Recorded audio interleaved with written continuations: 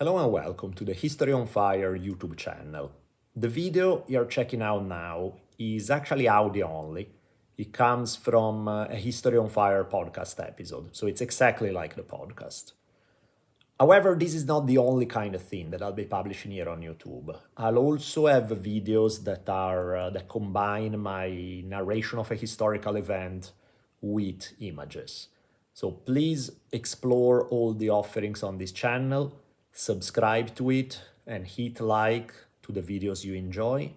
And thank you so much for your support.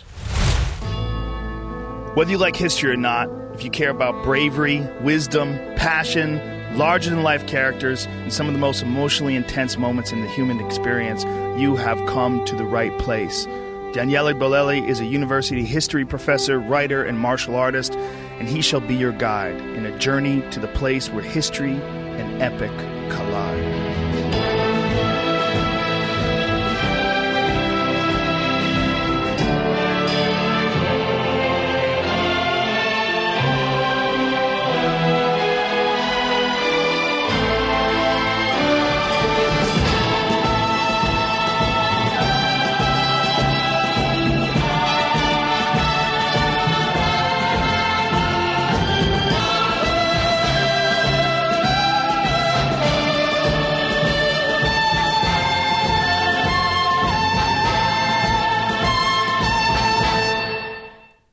This episode is dedicated to the memory of my friend James Weddell, from the Yankton Sioux tribe. His Dakota name was Ishta Topeka Kopi. I learned much from him about loyalty, generosity, bravery. So this is my way of saying thank you. Without further ado, let's go set history on fire. If half of what is said about him is true, the man we're going to be talking about today is one of those rare individuals for whom the phrase larger than life seems to have been created. The subject of this multi-part series is 19th century Lakota leader Crazy Horse. His life was characterized by a degree of heroism and bravery at a level much deeper than the majority of human beings can even imagine. But by the same token, his life was also characterized by a degree of tragedy, running much deeper than the majority of human beings can even imagine. It has entered our common vocabulary to use the term Greek tragedy to describe something that's equally epic and tragic. Well, the story we'll play with today very much fits the bill, but there's nothing Greek about it. This is a Lakota tragedy through and through. Crazy Horse was pretty much the embodiment of the strong, silent type. He was an introvert, no doubt about it, but he was also ridiculously powerful as a warrior. Now, Lakota culture in the 19th century, there are a few things that stand out about it. Among them, the fact that most men, there was a certain degree of machismo that characterized the culture. A lot of the men were big on celebrating their own achievements. Warriors were usually pretty vocal about thumping their chests, letting everybody know how bad they were. So in some way it was easy to overlook a guy like Crazy Horse, who was very much the opposite of this Lakota stereotype. He was quite soft-spoken, did not indulge in the kind of flamboyant decorations popular among his peers. Nobody ever heard him boast about his achievement. So it was easy to forget about him in a way, except for the fact that once they left camp and warriors went on the warpath, this seemingly mellow individual would shapeshift into the incarnation of warrior Führer.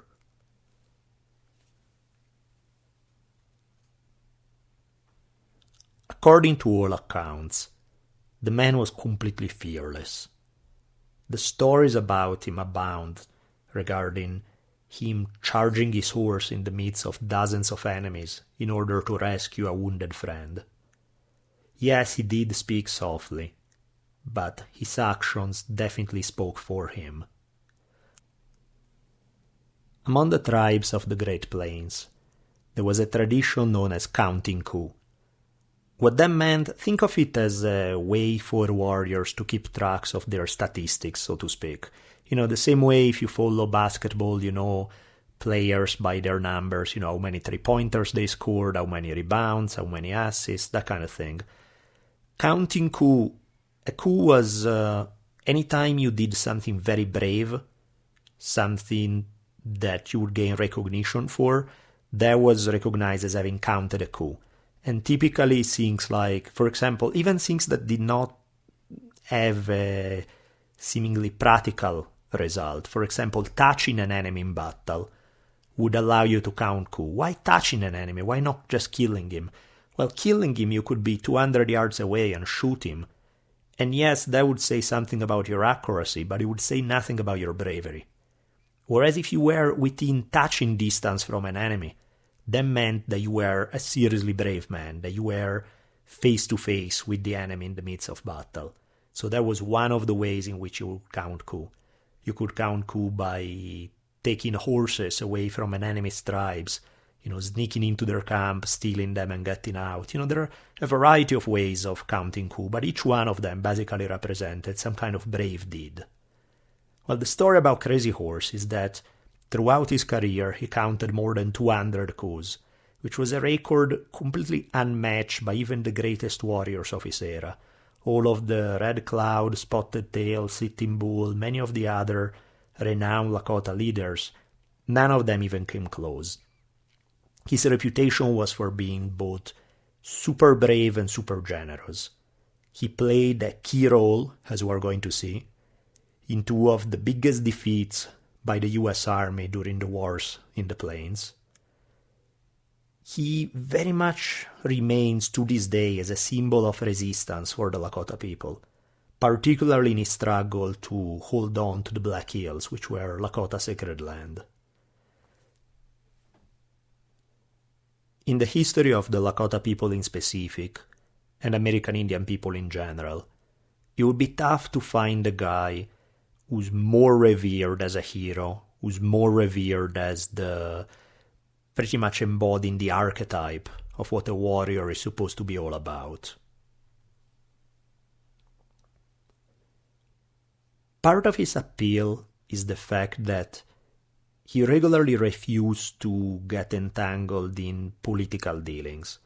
To this day, most people hate politicians because we see how often the political game is designed to be about compromising your ideals constantly in order to get something done. The entire political game is based on compromise.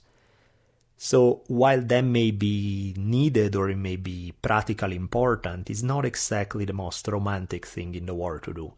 We like our heroes to be uncompromising when it comes to their principles, and Crazy Horse very much fits the bill.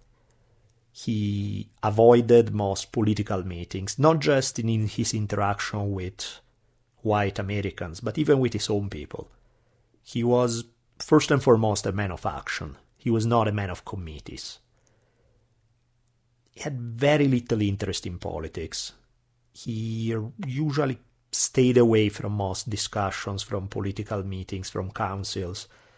He kind of liked to be left alone. He was somewhat of a solitary man.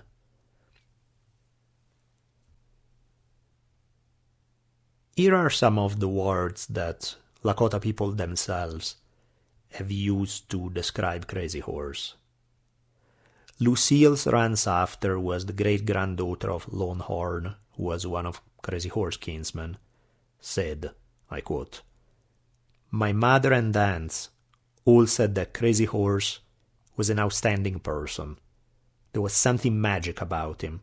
He made people happy by his presence." Then we have Nicholas Black Elk, who's the subject of the famous book Black Elk Speaks. He very simply but very powerfully stated, Crazy Horse was the greatest chief of all. And Guy Dull Knife, who's an important character in this amazing book about Lakota culture called The Dull Knives of Pine Ridge. Guy Dull Knife stated, "My grandfather told my father that Crazy Horse always rode at the head of the war party. that he always rode out front and took the first volley of shots. This way, the warriors riding behind him could take good aim while the enemy was reloading. He was a very modest man, a humble chief, not the show-off kind like some of the others. He was a great man, our greatest chief. More than anything, he loved his people and his homeland. But while, as all these quotes clearly indicate, he was undoubtedly an amazing human being, and people, to this day, Lakota people have tremendous respect for him, pretty much all reports also state that he was, how can I put it, a strange man, a weird human being. Which in some ways shouldn't surprise us, since you don't really get to be a legend by being normal. And Crazy Horse very much proves this point. Black Elk, again turning to some of the primary sources, Black Elk reports that Crazy Horse would often invite him when Black Elk was a little kid. Crazy Horse was already an adult at the time, would invite him to his tent and would just try to chat with him, try to, make him feel they were relatives, and he would try to kind of make him feel at home. But Black Elk reports how he would not speak. He felt kind of scared around Crazy Horse. Here is Black Elk's own words. I was not afraid that he would hurt me. I was just afraid. Everybody felt that way about him, for he was a weird man, and would go about the village without noticing people or saying anything. In his own teepee he would joke, and when he was on the warpath with a small party, he would joke to make his warriors feel good. But around the village, he hardly ever noticed anybody, except little children. All the Lakotas liked to dance and sing, but he never joined the dance, and they say nobody ever heard him sing. But everybody liked him, and they would do anything he wanted or go anywhere he said. He was a small man among the Lakotas, and he was slender and had a thin face, and his eyes looked through things, and he always seemed to be thinking hard about something. He never wanted to have many things for himself, and did not have many ponies, like a chief. They say when game was scarce, and the people were hungry, he would not eat at all. He was a strange man. By the way, just so you know, I have slightly changed one of the words that Black Elk uses, because Black Elk Speaks was written in the 1930s, and it was anyway a translation from Lakota. Black Elk didn't speak any of these words. He spoke in Lakota, and these words were translated into English. And I'm adapted the English a little bit to modern language, because the word that Black Elk here used was, he said he was a queer man, but in today's vocabulary, queer tend to have an association with homosexuality, which is really not what Black Elk is alluding to. He's talking about somebody strange, somebody weird. I've used those words instead, just so you know. And along making the same point, Guidel Knife writes, a lot of the time, he was seen in the evenings, sitting up in the hills or at the edge of camp. He was almost always by himself. So here we have this image of this guy who doesn't speak much, who minds his own business a lot of the time, who's often this lonely figure in this tribal community, and yet this very powerful figure, this very intense, charismatic figure in his own odd kind of way. But the other aspect of the story, I've alluded to his power, to the heroism, to the bravery, all of that. But the other side of the story is that all of his powers didn't really shield him from heartbreaking losses throughout his life.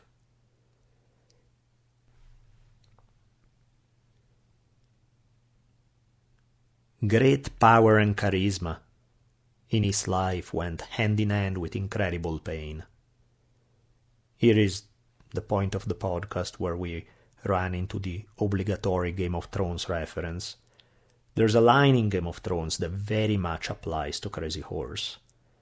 The line goes like this: what good is power if you cannot protect the ones you love? Well, that in a nutshell is the story of Crazy Horse life.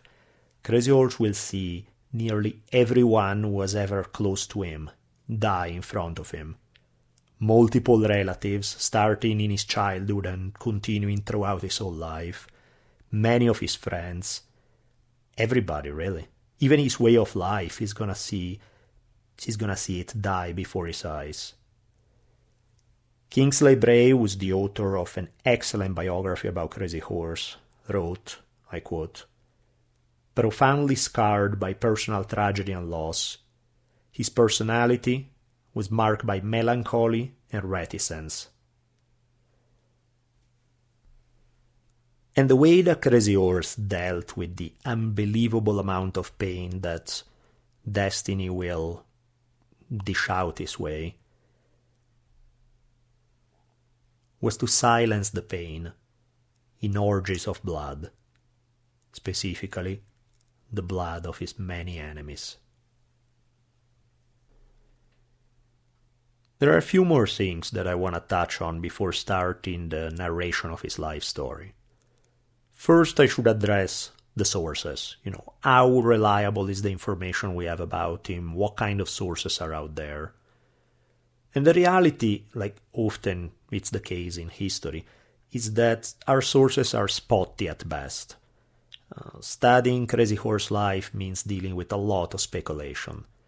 Only for the last 4 months of his life, he was in regular contact with white Americans who wrote down their impressions of him and more details about what happened. For all of his earlier life, we have to rely on a Lakota oral tradition that was taken down. There was a lady in the early 1900s named Mary Sandos who took down, she went to interview some of the old-timers who are still alive, who had met Crazy Horse when he was alive. And, she interviewed some of these people in the early 1930s. But the reality is that she only had a few pages of notes. And yet she ended up writing an extremely long book. There's disagreements about Mary Sandos' books. Mary Sandos remains, her book was the primary biography of Crazy Horse for an extremely long time. On one end, she did an amazing research job. We would probably not know half of what we know about Crazy Horse if it wasn't for Sandos. But at the same time, her book was not really history, was not a biography in a classical sense. She took a lot of history and then started mixing fact with fiction to end up creating an amazing historical fiction that's mostly biographical, but she took quite a few liberties with the details of Crazy Horse life. The evidence now seems to indicate that she played with chronology for dramatic purposes, often oversimplified some issues. Most biographies of Crazy Horse today repeat the same story that Sandos told. They basically shamelessly paraphrase Sandos and just publish new books, which is really not the most honest thing you could possibly do.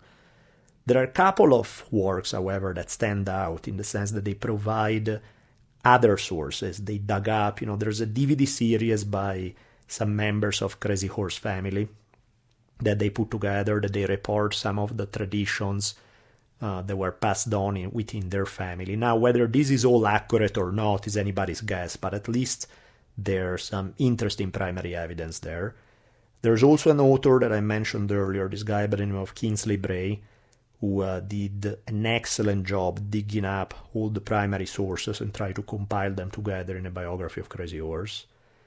Now, his work is considerably less readable than Mary Sandos. Mary Sandos reads like a beautiful novel, because it is, but in some ways more historical, if not always more readable. The reality at the end of the day is that there's not a ton of reliable information for good parts of Crazy Horse's life. Sometimes this will be frustrating, since I'll keep reminding you that what I'm telling you is one version of the story, but there may be others who disagree. And this will be particularly evident in the early part of the story, in the next probably hour or so, when the evidence available is really thin.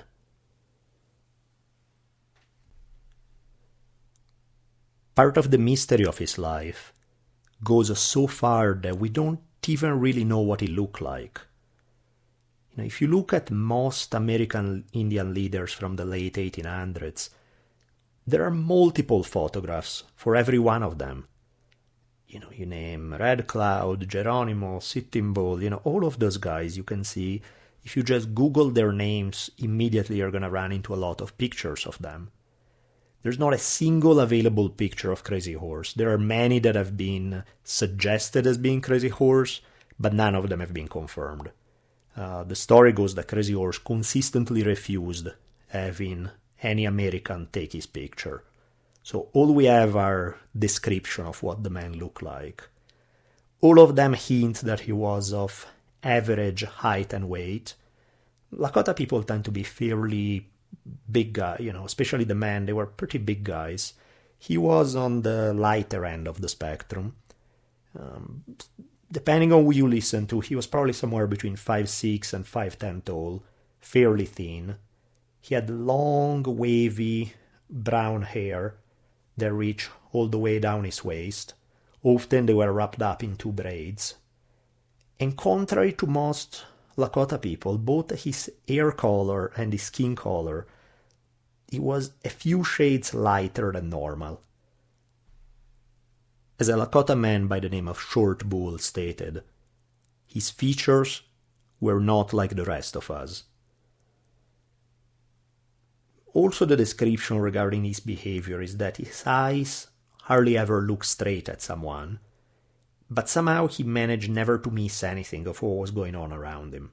It's almost as if he was constantly scanning his environment 360 degrees all around him. A journalist who met him in 1877 said that his eyes were, I quote, exceedingly restless, and they impressed the beholder fully, as much as does his general demeanor. What we're gonna do today is not exactly a biography of Crazy Horse. I mean, yes, we will go through Crazy Horse life, that in some way is the subject of our story, but it's also more than that. We're also going to look at the story of the Lakota people in their conflict with the United States between the 1850s and the 1870s.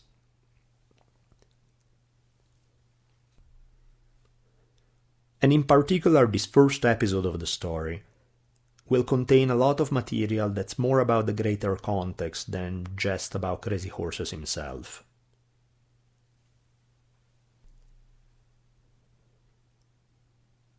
One quick note as we get going regarding vocabulary. You'll probably hear me switch back and forth between using words such as Indian, American Indian, Native American, indigenous people, First Nations. There's 3 gazillion words that are used to refer to the people who inhabited this continent before Europeans showed up. The reality is that they are all made up. Before contact with Europeans, and even often long after contact with Europeans, nobody would ever say that I'm Indian or I'm Native American or I'm a First Nation. People identified with their specific tribal nation. All of these terms came up later as generalizations, as to indicate somebody who was not European, who was originally from this continent. And as such, they are all a little less than fully precise. If you look at the most common of them, the word Indian, is obviously not very precise because it comes A, from a geographical mistake when Columbus ended up in the wrong continent but decided to use the word Indian. B, it implies this common identity among people from tribes that are completely different culturally, linguistically, religiously, on every possible level. But, once we are aware of that, the word Indian is as good as any as a generalization. Ideally, I'm going to try to stay away as much as possible from generalizing, but when the time will come, you'll hear me use these words pretty much interchangeably. Some people don't like the word Indian, they think there's something racist about it. I tend to disagree. Just about all native people I've ever met never had a problem with the word Indian. That tended to be the one that they use the most. I do see the problem with words that are obvious put-downs. that have a negative value judgment associated with them. Speaking of people as savages or something like that. Yeah, that is a racist concept. But the word Indian is just not the most precise thing in the world. That's about it. Now, having said that, one more thing. A lot of what is written about Native Americans is heavily stereotypical. And usually the stereotypes go either one of two ways. Either the history is written to the lenses of an idealized portrayal of Native Americans as amazing, perfect, wonderful environmentalists can do no wrong, or they are written through the lenses of an extremely racist worldview. And most of the books that are out there tend to fall in one camp or another. It's very hard to find anything that's more nuanced in that regard, that addresses Native Americans as real flesh and blood human beings who would screw up and do horrible things just as any other human being on Earth, without automatically upping the ante and pushing it in a more racist interpretation of it. I'll try to stay away from both of these extremes since they equally miss the point, but that's just a note of warning regarding what's out there. And since we're speaking of terminology, you have heard me already refer to Crazy Horse's people as the Lakota. And while this is true, it gets more complicated than that, because you have the general term that they use for themselves, in this case Lakota, which also, depending on the dialect, you could hear it pronounced Dakota or Nakota. To make things more complicated, the western subdivision of these tribes were divided up in 7 bands, each one with a different name. Crazy Horse specifically belonged to the Oglala Lakota. And on top of it, you also have the terms that are applied to these people, not by themselves, but by outsiders. For example, in much of the literature, the Lakota people are referred to as the Sioux. The term Sioux was originally a term that came from some of their tribal enemy, from the Ojibwa, who used the word Nado-Wes-Sioux, which I hear it translated as little snakes, which was obviously not a compliment, was a put-down.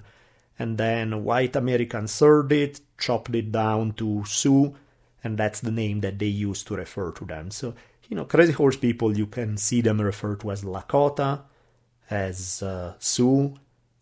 More specifically, the tribe that he belonged to were the Oglala. Even among the Oglala, there were subdivisions, so it can become easy to get lost in it. I'm going to try to guide you along in a way that doesn't get too confusing.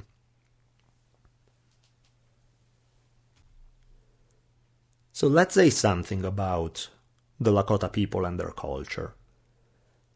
By the time we have the first reports from Europeans, usually French fur traders, regarding the Lakota, maybe in the 1600s or so, the Lakota lived in the woodlands in the eastern portion of North America.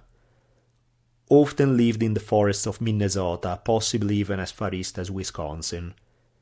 They were at war with other native tribes, such as the Cree and the Ojibwa. In the course of the conflict with these tribes, they ended up getting pushed west. Both the Ojibwa and the Cree were better armed than the Lakota, since they had better connection to the French traders who sold them guns. So, over a period of time, they started pushing the Lakota westward. This was happening probably in the early 1700s, at the same time when horses coming from the south were being traded to the northern tribes. So the Lakotas found themselves migrating out of the woodlands into the Great Plains of North America and running into horses at this time. They quickly adopted the horse as a big element in their culture, and they completely changed their culture. If prior to this time they used to be, they did some hunting and gathering, but they were also farmers to some degree, they did some planting. Once they acquired horses, they largely gave up the farming practices, and they reinvented themselves as full-time nomadic buffalo hunters, which if you have watched any Hollywood movies about American Indians, that's usually what you get. Often the stereotype is that all American Indians live by hunting buffaloes, living in teepees, and all that kind of stuff. And it's obvious why that's the stereotype, is because that's out of all the lifestyles that American Indians engaged in at the time of contact with Euro-Americans, that's certainly the most striking, visually and in just about every other way. But the reality is that that lifestyle was a product of Euro-American colonization. First the horse. There were no horses in North America before contact with Europeans. Or rather, there were many thousands of years ago, but they went extinct and they were never domesticated. So the horse is one thing that will become part of native cultures only after contact with Europeans. And in the case of the Lakota, the finding themselves on the Great Plains, that's not where they used to be 100 years before, 200 years before. By the time they get there in the mid to late 1700s, it's a result of the United States, or rather it's not yet the United States. By this point in the early 1700s, you're talking still about European colonization. As European colonization is pushing west, and in turn they push other tribes west, and this tribe will push other tribes west, the Lakota find themselves on the Great Plains when the horses become available and they engage in this lifestyle. But the whole nomadic buffalo hunting on horseback, living in teepees kind of lifestyle really only existed between the 1700s and the late 1800s. And in many ways it's obvious to see why this lifestyle captures the imagination of so many people. It's because in a lot of ways this is a great lifestyle. It has all the advantages of being a hunter and gatherer without all the problems that go with being a hunter and gatherer. One of the problems of hunting and gathering lifestyle is that you are forced to live in these very small tribes, usually 10 to 50 individuals, because you need to spread out in order to be able to tap in the available resources. Well, horses change all that. The fact that thanks to horses you can be able to have access to so many more resources than hunters and gatherers who live on foot do, means that the lifestyle that the Lakota and other tribes will engage in, yes, they are kind of hunters and gatherers, but think of them as hunters and gatherers on steroids. They do everything the hunters and gatherers do, but on a much larger scale.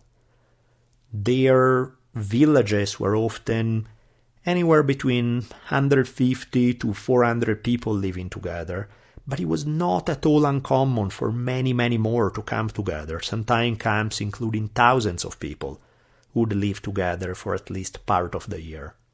And all of this was made possible thanks to the horse.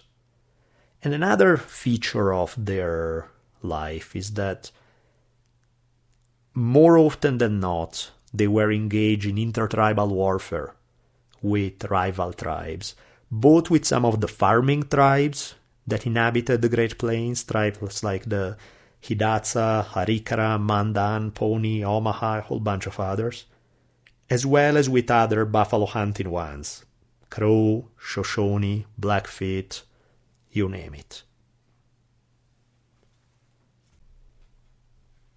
I could go on, but I don't want to turn this into an anthropological podcast describing just Lakota lifestyles.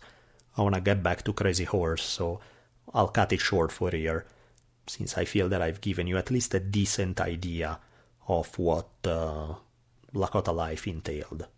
So let's get back to Crazy Horse. Crazy Horse, according to most sources, was probably born in 1840. He was born in the spring of 1840, somewhere in the western portion of South Dakota.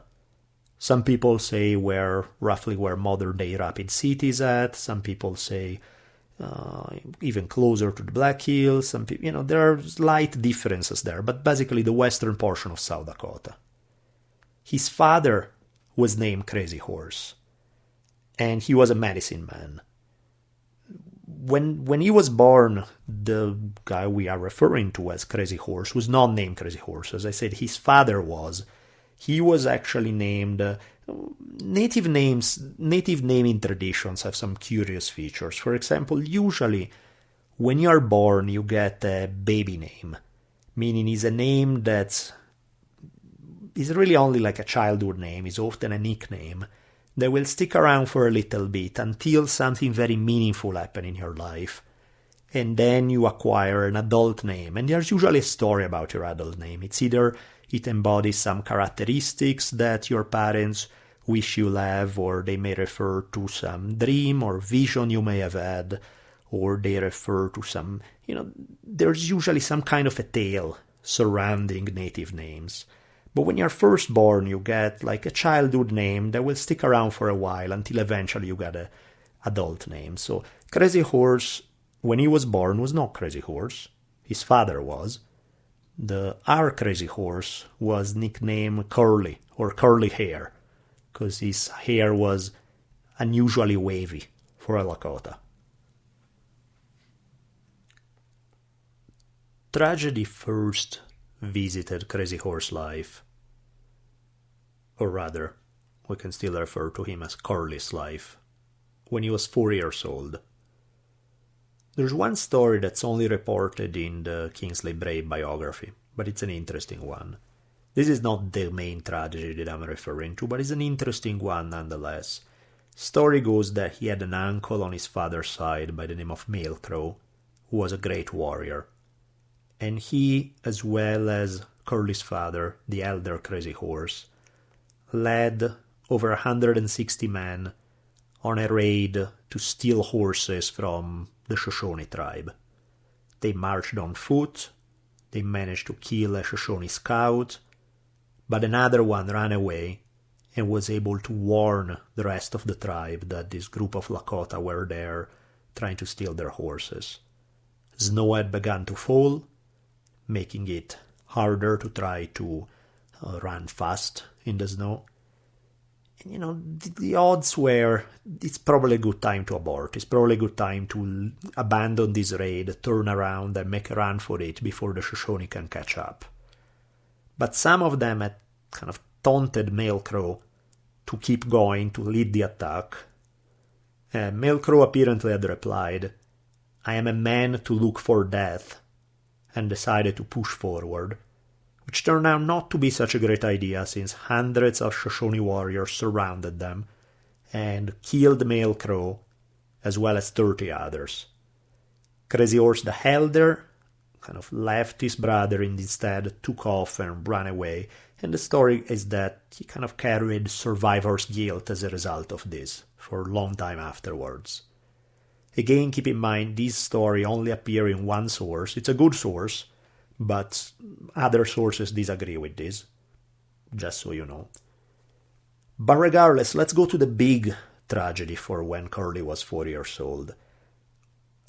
The details differ, but all sources agree on one point, that Crazy Horse's mother, whose name was Rattle Blanket Woman, was from the Minneconjou subdivision of the Lakota people. She died when he was 4 years old. She died not an easy or pleasant death either. She hanged herself from a cottonwood tree. Now, there are a couple of versions for why she did this. One story tells that her husband, Crazy Horse the Elder, was mad about Curly's being light-skinned and had accused her of an affair with a white trader. That's one version of the story. Another version of the story, the one that's reported in the Crazy Horse Family DVD, tells us that Crazy Horse the Elder ran into a Lakota camp that was under attack, a different camp, and he noticed that they were under attack by members of the Crow tribe. So there was this big free-for-all, this big battle taking place. Crazy Horse the Elder joined the battle and helped the Lakota defend themselves against this attack. Just keep in mind, when I say the Lakota, it's not like all of these Lakota people lived in one village. There were many, many separate villages that, they all had the same culture, they all spoke the same language, but politically speaking, they were all independent. In any case, he helped members of this other village. So one of the main leaders of that village decided to reward him by giving away 2 of his daughters to the elder Crazy Horse as wives. Polygamy was very common and accepted in Lakota culture at the time. So Crazy Horse the Elder makes his way back to his village with 2 new wives trailing along, and the story goes that Rattle Blanket Woman didn't take it so well, and she may have decided to hang herself over this.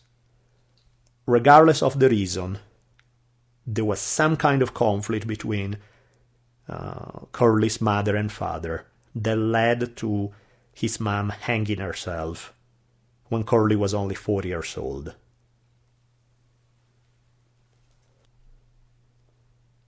And Curly took it as bad as you may expect somebody to take it under the circumstances.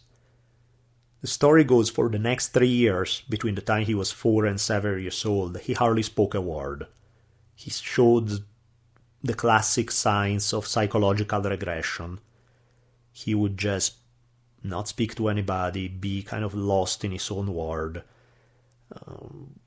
He would just ride his horse, because, Lakota kids learn to ride their horse pretty much as soon as they learned how to walk, so it wasn't uncommon for a 5-year-old to go off riding on his own. He would ride his horse to be off by himself in the hills. He started already this pattern of seeking solitude, which will become one of the characteristics of his life. Now, he lived in a household with his father and his 2 new wives, incidentally, these 2 wives were sisters, and they were also sister of an important Lakota leader who will play a big role in Crazy Horse's life, a man by the name of Spotted Tail. Just keep the name in mind since we're going to talk about him later. So it's possible that he felt kind of excluded, somewhat out of the loop. Eventually, a couple of his mom's sisters decided to join the household and move in to help raise Curly, to essentially act as surrogate moms for him. But regardless, his life, already by the time he was 4 years old, had taken a very dark, tragic turn.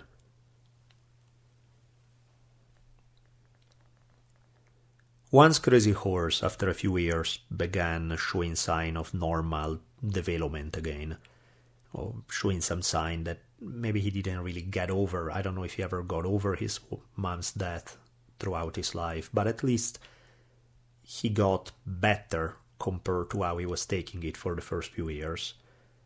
His life, yes, he will be this kind of solitary, lonely guy, but he will also establish some important relationship, and I feel like I should mention some of them and the influence that they had on his life. There was a man that, according to some sources, was his mom's brother, so he was an uncle.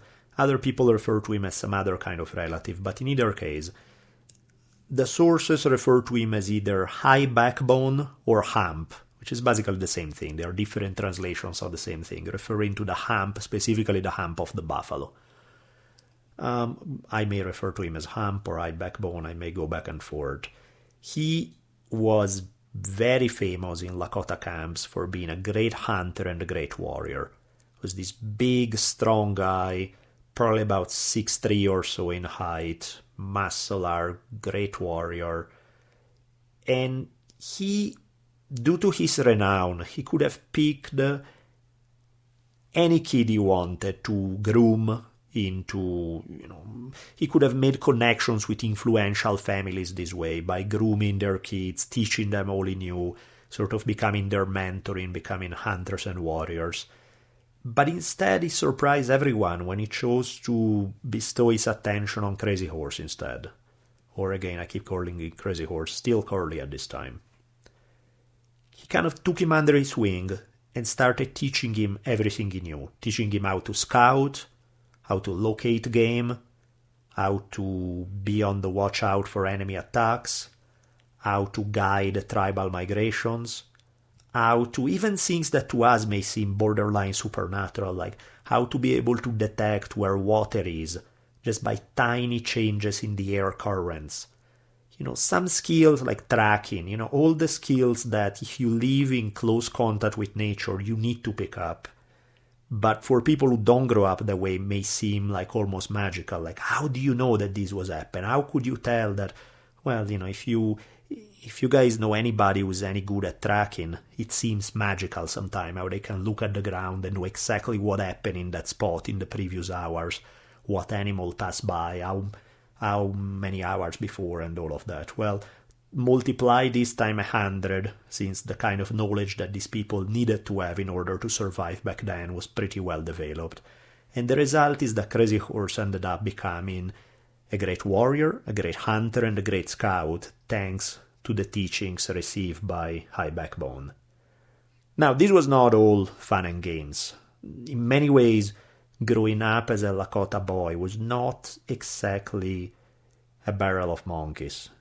There's a tale that Crazy Horse the Elder forced Curly to kill a turtle, and so far so good, but things get a little rough when he asked him to cut out the heart of the turtle, which for reasons I have no idea why, but apparently turtles have these strange habits that their heart will keep pumping even after they are dead for a while. So even after you take out the heart of the turtle, the heart is still pumping in your hands, literally. So, Crazy Horse has ended up taking out this turtle's heart that's still pumping blood, and what his father ordered him to do was to eat it raw. And the tale goes that traumatized him quite a bit, which, yeah, I can see why that would. And why did he ask him? He was part of this idea of, you need to toughen up. You need to, if you're gonna survive as a Lakota male, you need to be tough as nails. And that entails eating the raw, still beating heart of a turtle when you're a little kid. So next time you think you feel like whining about your childhood and you feel that you had a rough childhood, well, use Crazy Horse to console yourself. Things could have been worse. Among some of the other close relationships that Crazy Horse will develop when he was still a kid, there's a story about him having some issues at home. The relationship with his stepmoms, with his dad, wasn't always the smoothest, so he decided to leave home when he was still a young kid, and at least for a while go to live among some of his relatives in a Minneconjou camp. As I mentioned earlier, the Minneconjou were another of the subdivision of the Lakota. There he met another boy by the name of Horn Chips, who was a little bit older than Curly was. Horn Chips was about 15 at this time, and this was actually fairly common for Crazy Horse's friends to always be older than he was. Horn Chips' parents had died of diseases, and Horn Chips had taken it pretty badly and had tried to kill himself. But when he was about to kill himself, he heard a voice urging him instead not to kill himself, but to seek a vision instead. Now, Vision Quest, I'm going to talk about it in a little bit, exactly what that entails and what Vision Questing was all about, but suffice to say, Horn Chips decided not to kill himself, was still alive now when he was 15, met Crazy Horse, they hit it off famously, and decided to become Honka to each other. What's Honka? The Honka ceremony was, think of it as an adoption. Honka where becoming a Honka to somebody was like becoming a brother to somebody, like a family member that you choose rather than one that you are born into. The people adopting each other in this way would go through this ceremony that basically established some connection that was even stronger than blood family. They became, they had this mutual obligation toward each other to always have to help each other in all things, to protect one another in battle. If one of them was killed, the other one would have to avenge him. And they would, if one of them died, the other one would take care of their families for as long as they were able.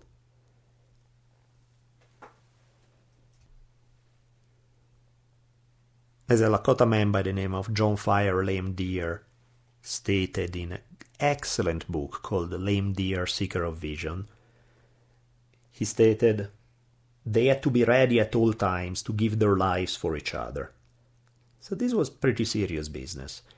They had to stage a big giveaway as part of the ceremony, and giveaway would be like when you give away a lot of your property as gifts to some of the people attending the ceremony. And in this was a way also to heal wounds with his own family, because his father and his stepmoms stepped up and decided to bring a lot of gifts that then Curly could give away to some of the people attending the ceremony. So they kind of helped him, they supported him in this, they sort of sponsored the ceremony. So in this way, Curly was able to get, to become Honka with horn chips, as well as to mend things with his own blood family. And another close relationship that he'll develop will be with a boy younger than him named Little Hawk. Little Hawk, according to most accounts, was a younger brother of Crazy Horse. Some people argue that maybe he wasn't a brother, was some other kind of close relative, but ended up growing up with him and living in the same household. So, whether he was actually a blood brother or not, in some way it doesn't even matter that much. For all intents and purposes, he was like a brother to Curly. And Curly kind of did what High Backbone had done with him. He sort of takes him under his wing, protects him, teaches him what he knows.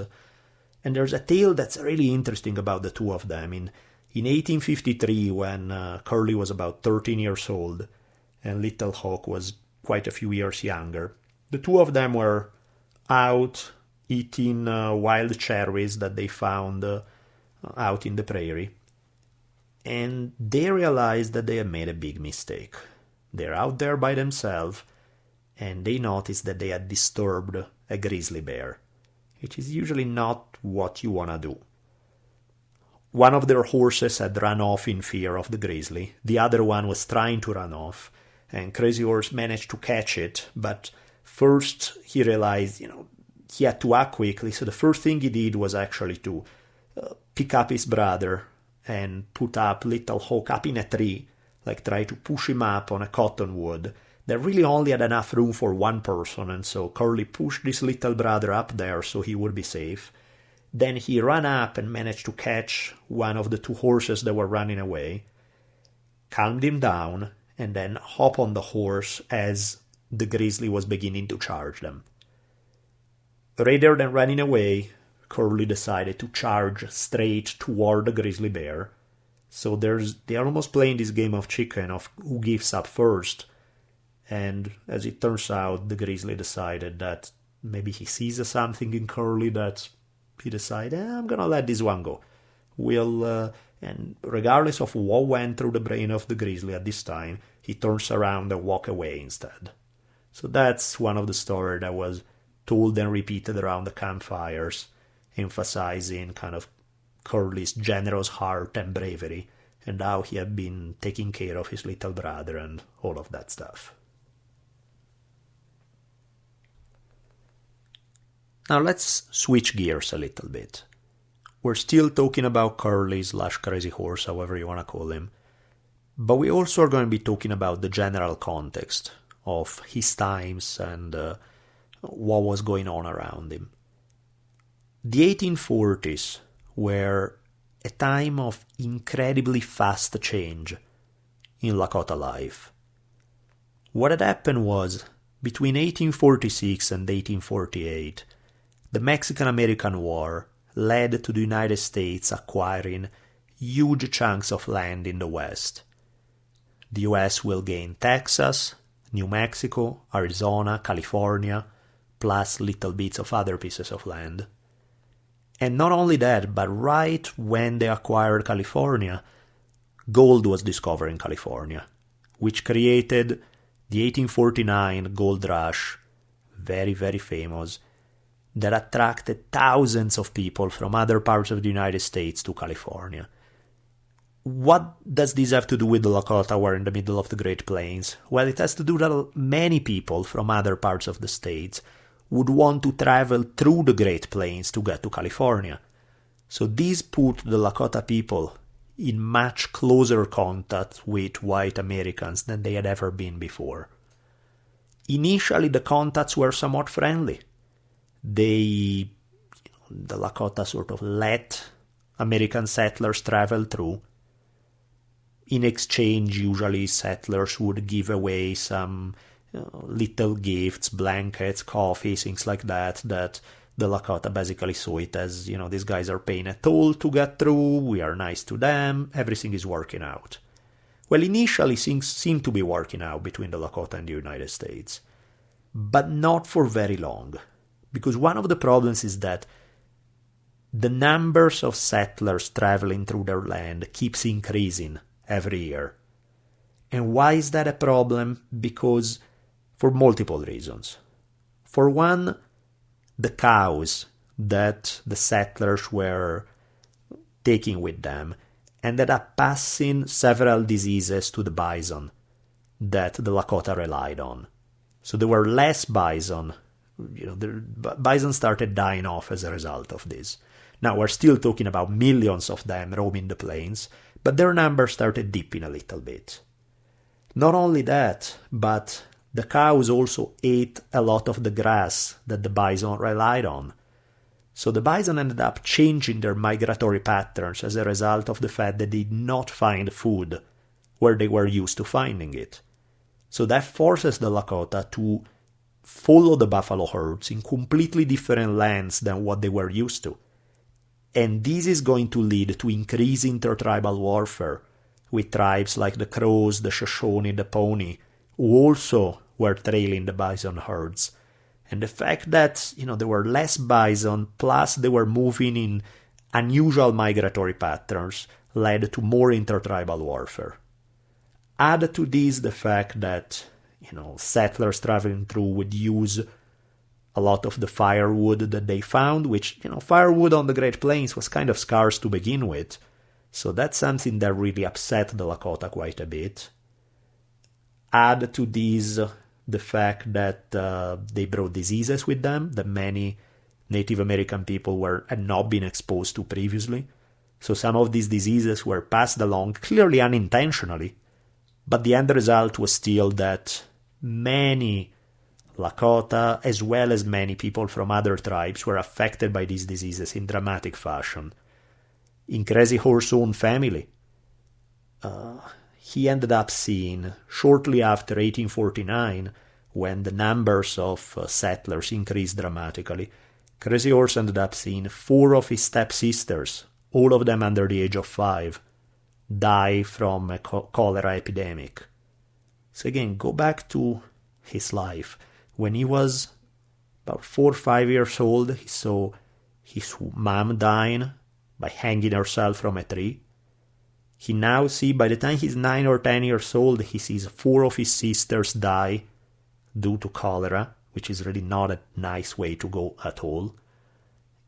Death was all around him, basically, which will probably explain some of his issues. In any case, away from Crazy Horse and back to the general context. In 1851, the United States organizes the biggest council that they have ever tried to set up with tribes across the Great Plains.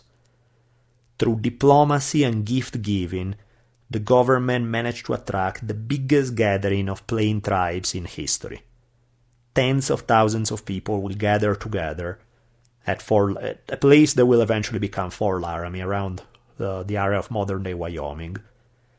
And this was a tense affair, since there were many enemy tribes that gathered there.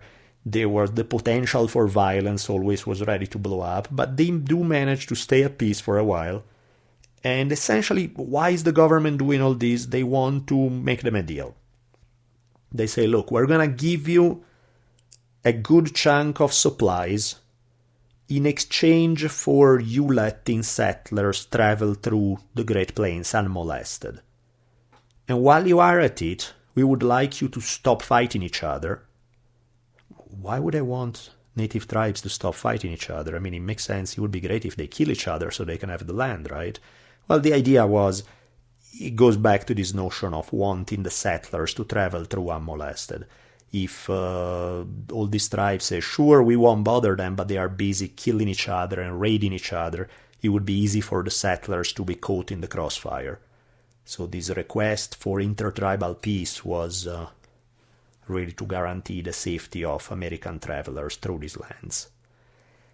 And this one is not going to work. The tribes are not going to stop fighting each other. There's intertribal warfare is too much part of their life for them to give it up. And the other thing that the government requires is that they want each tribe to nominate one chief to be the big guy, the chief that they can turn to, so that a tribe will speak with just a single voice and they don't have to constantly convince dozens of different leaders.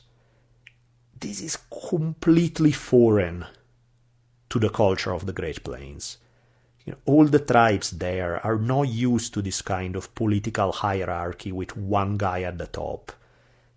This was really an effort that the US was making of trying to model them in their own image. But it doesn't work. Most of the guys that they want to nominate don't want to become the big leaders. They eventually kind of force a Lakota leader by the name of, it's either translated as Conquering Bear or Scattering Bear, as the big guy, but it's kind of a joke because most Lakota don't recognize him as such. So it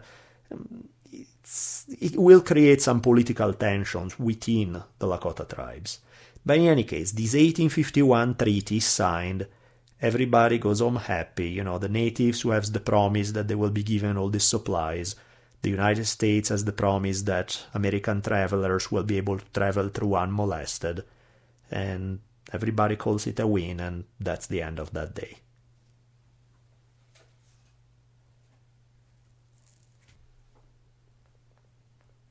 Well, the problem with this seemingly ideal scenario is that what the government says and what the government does, back then, as well as in many cases to this day, those two things are not one and the same.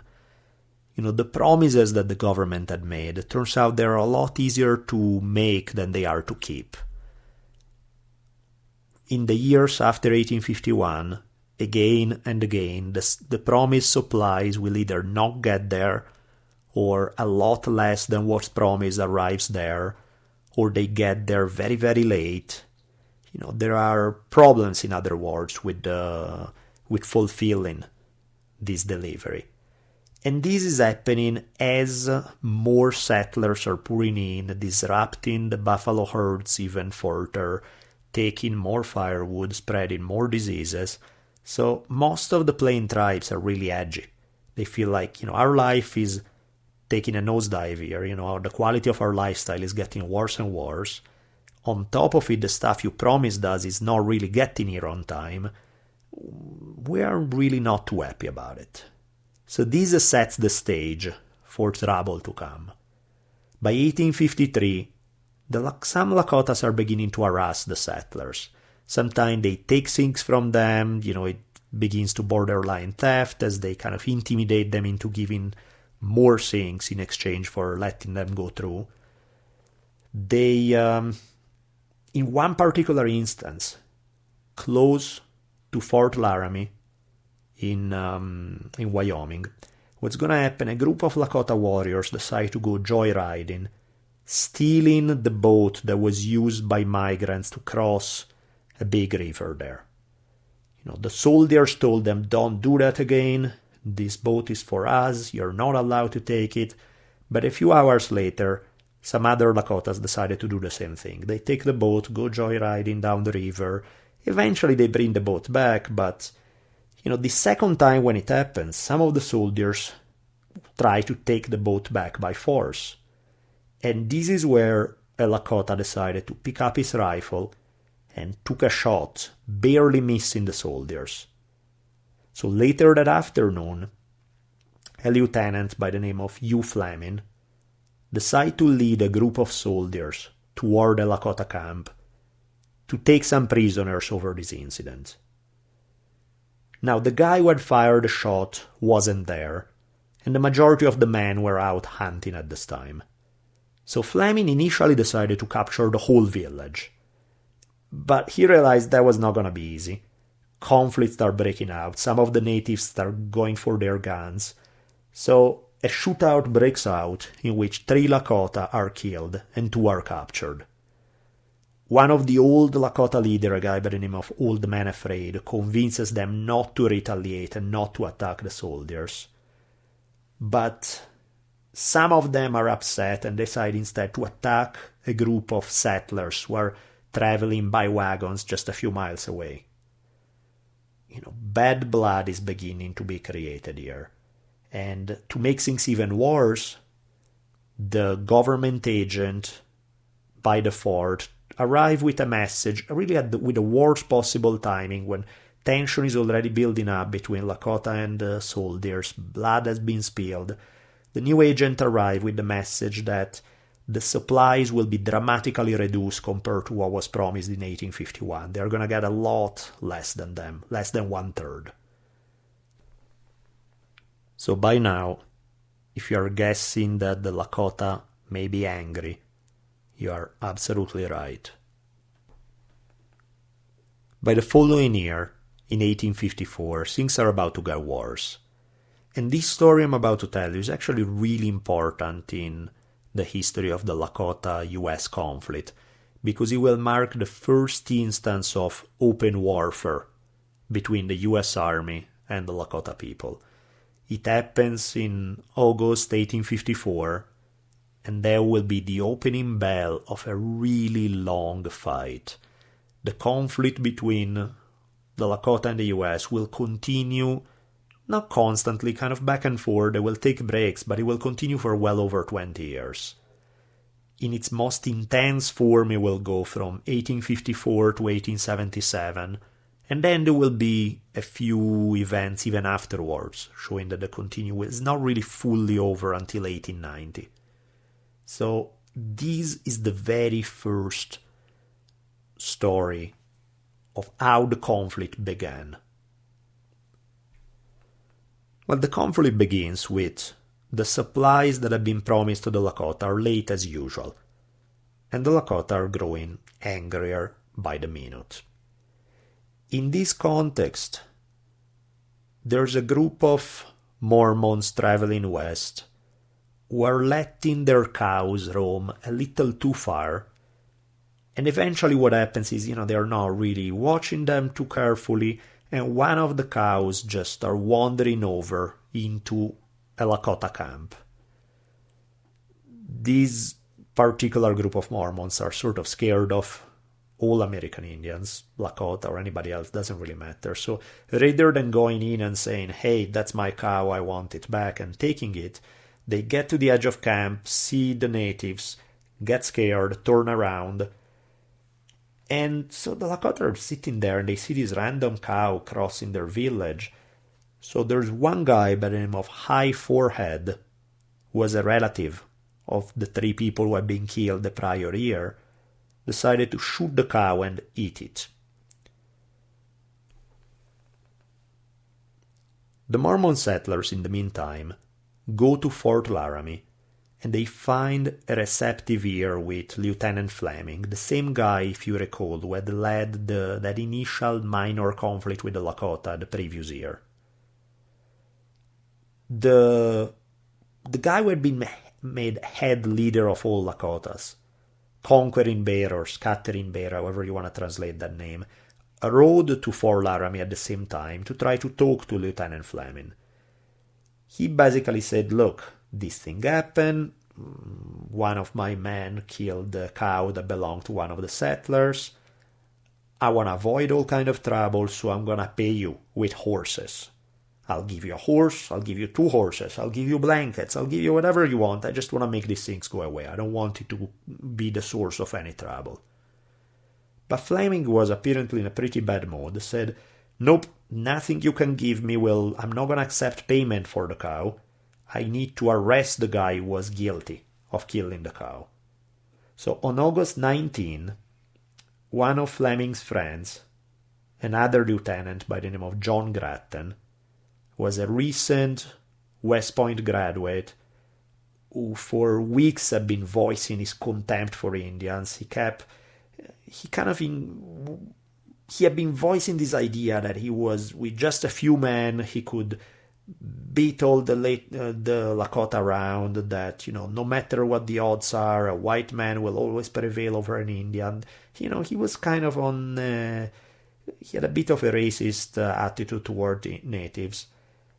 And he was the man that kind of convinces Fleming to let him go. Say, hey, pick me, let me go do the arrest. I want to go there and take care of business. Grattan has clearly been waiting for a chance to flex his muscle and show what he's made of. So he grabs a few soldiers with him, specifically 29 soldiers will go with Grattan, plus one interpreter, part French, part Iowa Indian guy, who was famous around the fort for drinking himself out of his mind on a regular basis, and he combined the fact that he was royally drunk at this moment with the fact that he hated the Lakota, which are not really the best requirements in the guy you want to have with you translating in what likely will be very delicate negotiations. In any case, Grattan picks him, takes him with him, so he, the interpreter, and these 29 soldiers, they head out of Fort Laramie. His interpreter is so drunk that they have to literally lift him up and tie him up in a saddle to make him stand straight. They grab a couple of cannons and head to the Lakota village. I'm not sure whether they were aware of this or not, but this is a seriously momentous time in the history of the relation between the United States and the Lakota.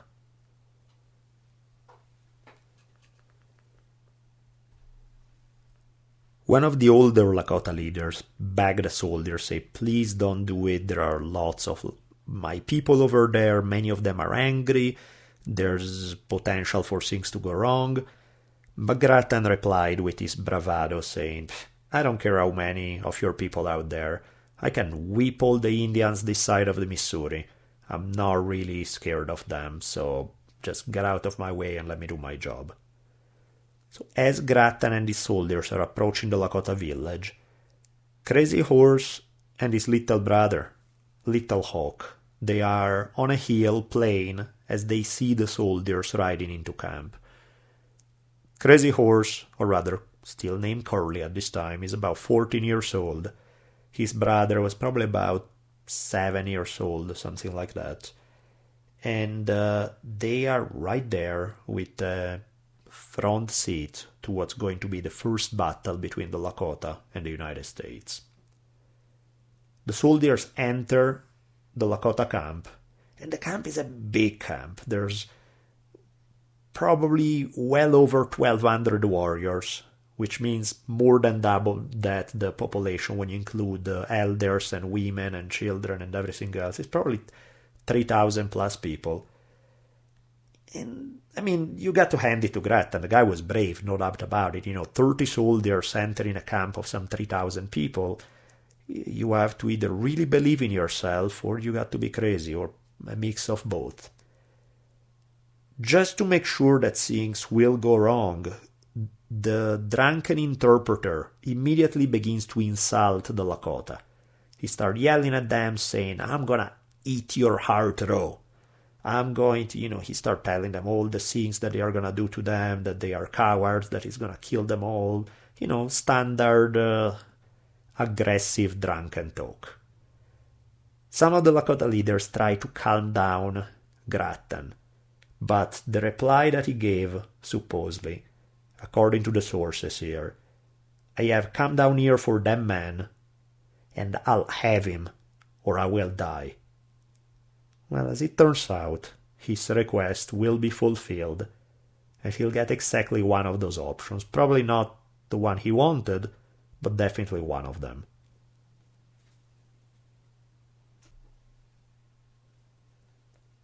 The Lakota leader Conquering Bear tries to convince High Forehead to give himself up, to let Grattan arrest him and take him away. And High Forehead say, yeah, that's not gonna happen. I'm not gonna surrender, sorry. everybody understands that the odds are high that things are gonna go badly. So women and kids in the Lakota camp begin to move away from the camp itself as the warriors prepare for what likely may be a fight. In the meantime, I-Forehead and some of his friends, they stand in a line and they make a big show of cleaning their guns, indicating we are ready when you guys are. It's kind of a showing off in front of the soldiers, the fact that they were not backing down, they were not scared. Conquering Bear, in the meantime, is running back and forth between these two groups that seem very intent on shooting each other. He's trying to be the peacemaker, but on both sides he finds that neither side want to listen to him. Upon seeing I-Forehead and his friends cleaning their guns, Grattan orders his soldiers to form a skirmish line and fire. The soldiers, though, shoot first, dropping one of the men. Now, some of the older Lakota leaders are still scrambling. They scream, don't shoot, don't retaliate to their own people. It may end here, let it go. But now the soldiers shoot a second time. Conquering Bear realizes this is going nowhere, so he walks away from the conversation with Grattan. And at this point, when Grattan orders his soldiers to fire the cannon, Conquering Bear is wounded in this volley, and the other 5 Lakota are killed by the guns and the cannons. At this point, the Lakota warriors in camp decide they've had enough, and they will attack. In a matter of a few minutes, they close in on these 30 soldiers and kill them all. So the first battle between the U.S. Army and the Lakota began and ended very quickly, and it does not end in a way that the U.S. Army is happy with.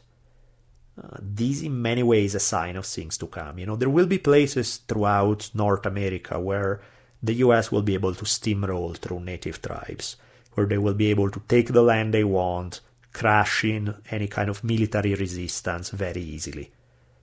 The Great Plains are not going to be one of those places, and this first incident is really just a sign of things to come. Now, after killing all the soldiers, the interpreter and managed to hide, so he's the only guy who does not get killed. He was drunk, but he wasn't stupid, so he had hidden in a teepee that nobody was using. But apparently somebody saw him there, so the Lakota, extremely angry with him, they just go in, drag him out, and cut off his tongue before killing him. So no survivors on the soldier side. And at this point, some of the warriors are even thinking, let's attack Fort Laramie. Let's just kill them all. Let's kill all the other soldiers as well. And Conquering Bear, despite being wounded, as well as some of the other leaders, order them, don't do it. We may still be able to fix it. Yeah, we had one fight, but we don't want to get into a war with the United States. Don't attack. So that's the end of this one story. But anger in the Lakota camp is still running high. So a few warriors will start leading raids in various directions. In one occasion, just a couple of months later, they will attack a stagecoach that was carrying mail just a few miles away from the fort, killing the man on the stagecoach, taking well over $10,000 in pay that was being sent at this time. One of the guys participating in this attack on the stagecoach is Spotted Tail, who was the brother of Curly's stepmoms at this time. And again, I mention his name because he's going to show up again in relation to this attack on the stagecoach. But for the time being, they did this. They attacked. There are a few isolated attacks against some of the American migrants crossing through. There's one instance in which 3 of them are killed. So the peace that had been existing between the Lakota and the United States is long gone by now.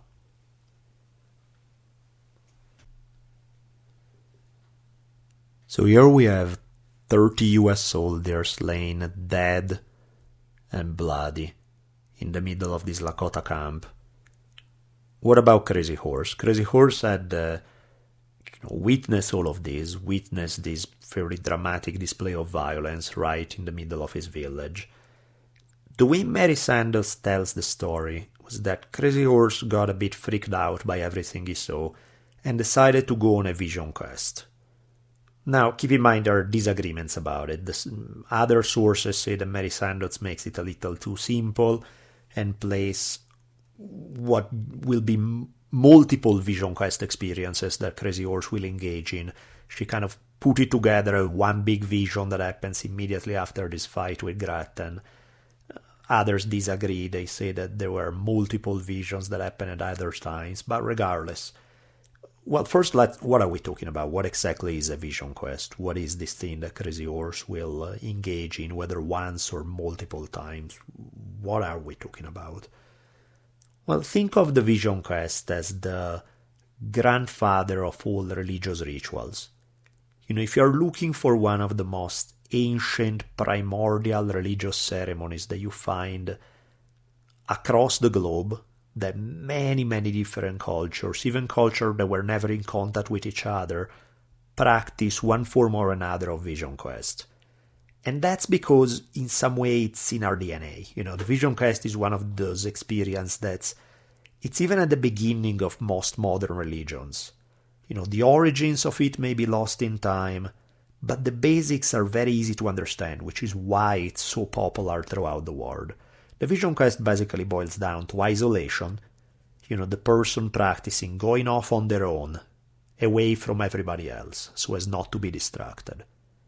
So that's element number one. Element number two is fasting. Staying away from food. Digestion, clearly, we well know scientifically that it takes a lot of the body energy. The kind of food you put in your body affects consciousness. Not having food in your body affects consciousness.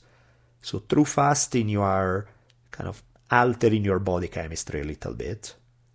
And prayer. Those are the three elements that characterize vision quest. Isolation, fasting, prayer.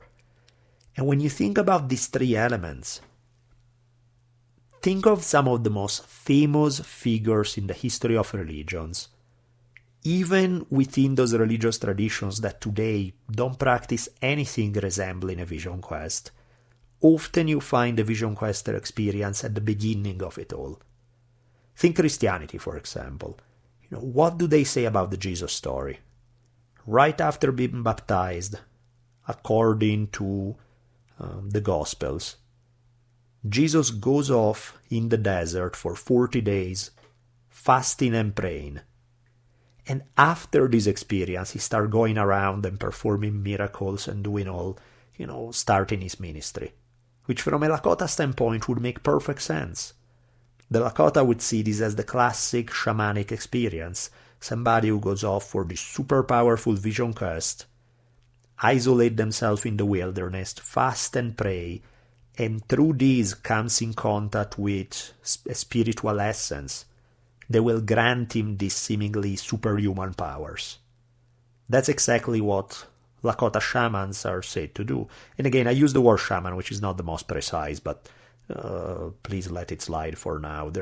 It's hard to find a single term that people agree on for this, but the whole concept of going out there to make contact with a spiritual entity during this course, and while this is happening, you'll go into this altered state of consciousness when you will have a vision that will either give you insight on some kind of problems you're struggling with, or it will grant you some concrete power.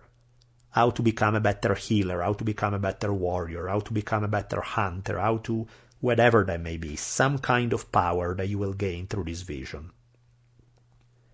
We see it with the Jesus story. Think about Buddhism. The story of Buddha. How does he achieve enlightenment? By isolating himself, going off into the forest, meditating under the Bodhi tree.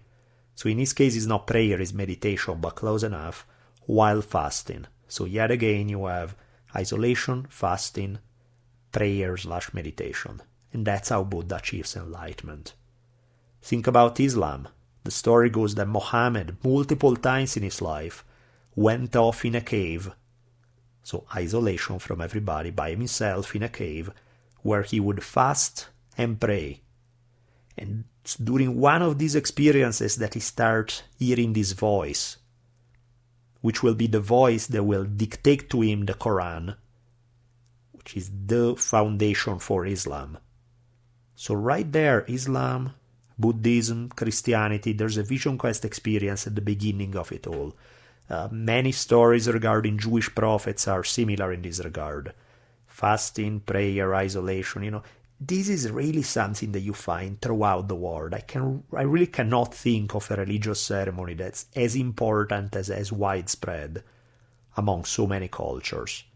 Now, many cultures no longer engage in it today. The Lakota still do, and they definitely did during Crazy Horse time.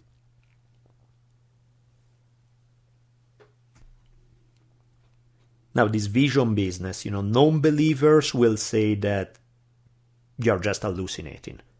You're starving yourself and you start seeing things.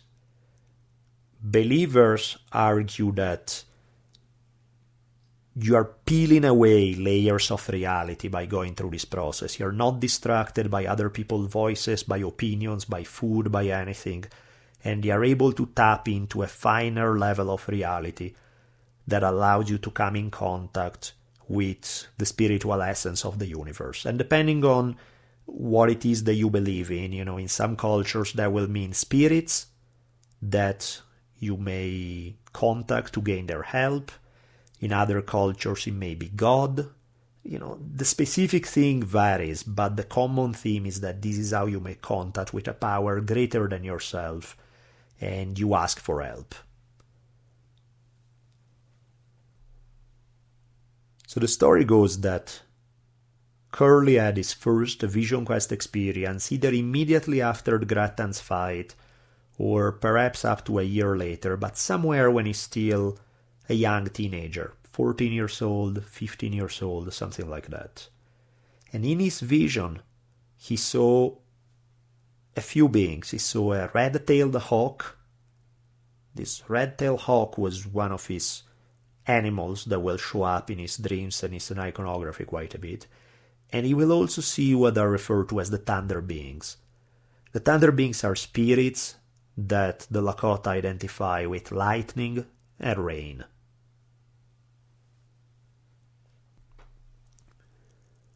Now, receiving a vision from the thunder beings is tricky business.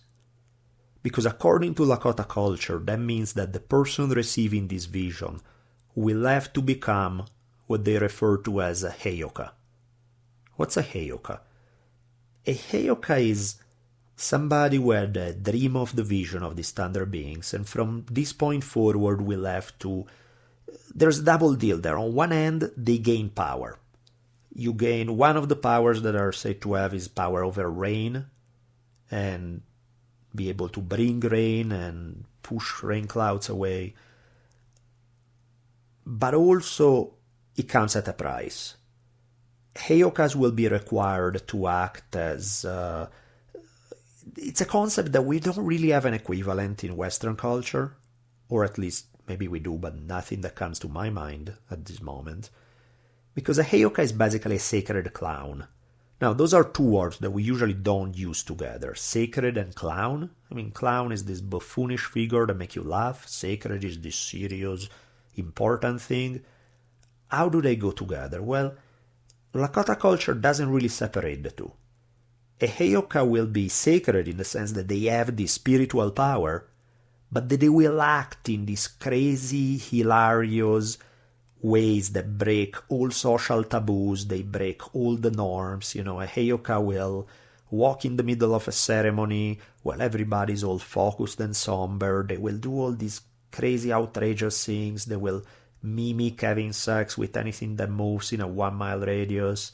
They will go around saying that they are, taking off all their clothes and saying, oh, it's so hot, I'm sweating in the middle of winter when snow is falling. They will do the opposite in summer where they cover themselves up, shivering, putting all these blankets when it's super hot outside.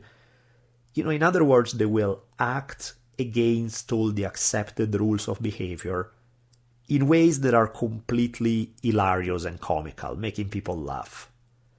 And this is part of what a Heyoka has to do. They sort of has to sacrifice their reputation and their sense of propriety for the sake of A, making people laugh, but B, being granted these powers that will go with the vision that they had.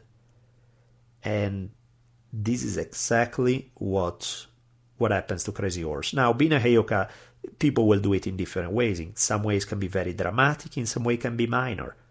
There are some people who may be Heyoka and all they do is just, everybody goes into a ceremony walking into the lodge clockwise and they'll go counterclockwise. It may be subtle, not very dramatic things, but in some cases it can be pretty intense kind of stuff. Now, childhood tragedy had already affected Curly big time. Add to this his becoming a Heyoka, something, this guy really has no chance to be anything but weird in a lot of ways. Author Kingsley Bray writes that Crazy Horse becoming a Heyoka, I quote, shaped and heightened the gloomy reserve that characterized one aspect of his peacetime behavior. Heyoka both gave curly hair an accepted public guise for his melancholy, and more deeply hatched it into his inner being. So in other words, now he has an excuse for it. His weirdness that characterized him already, now he has an official excuse for being so weird and different from everybody. But at the same time, taking on this institutional role will also make it even a stronger part of his personality.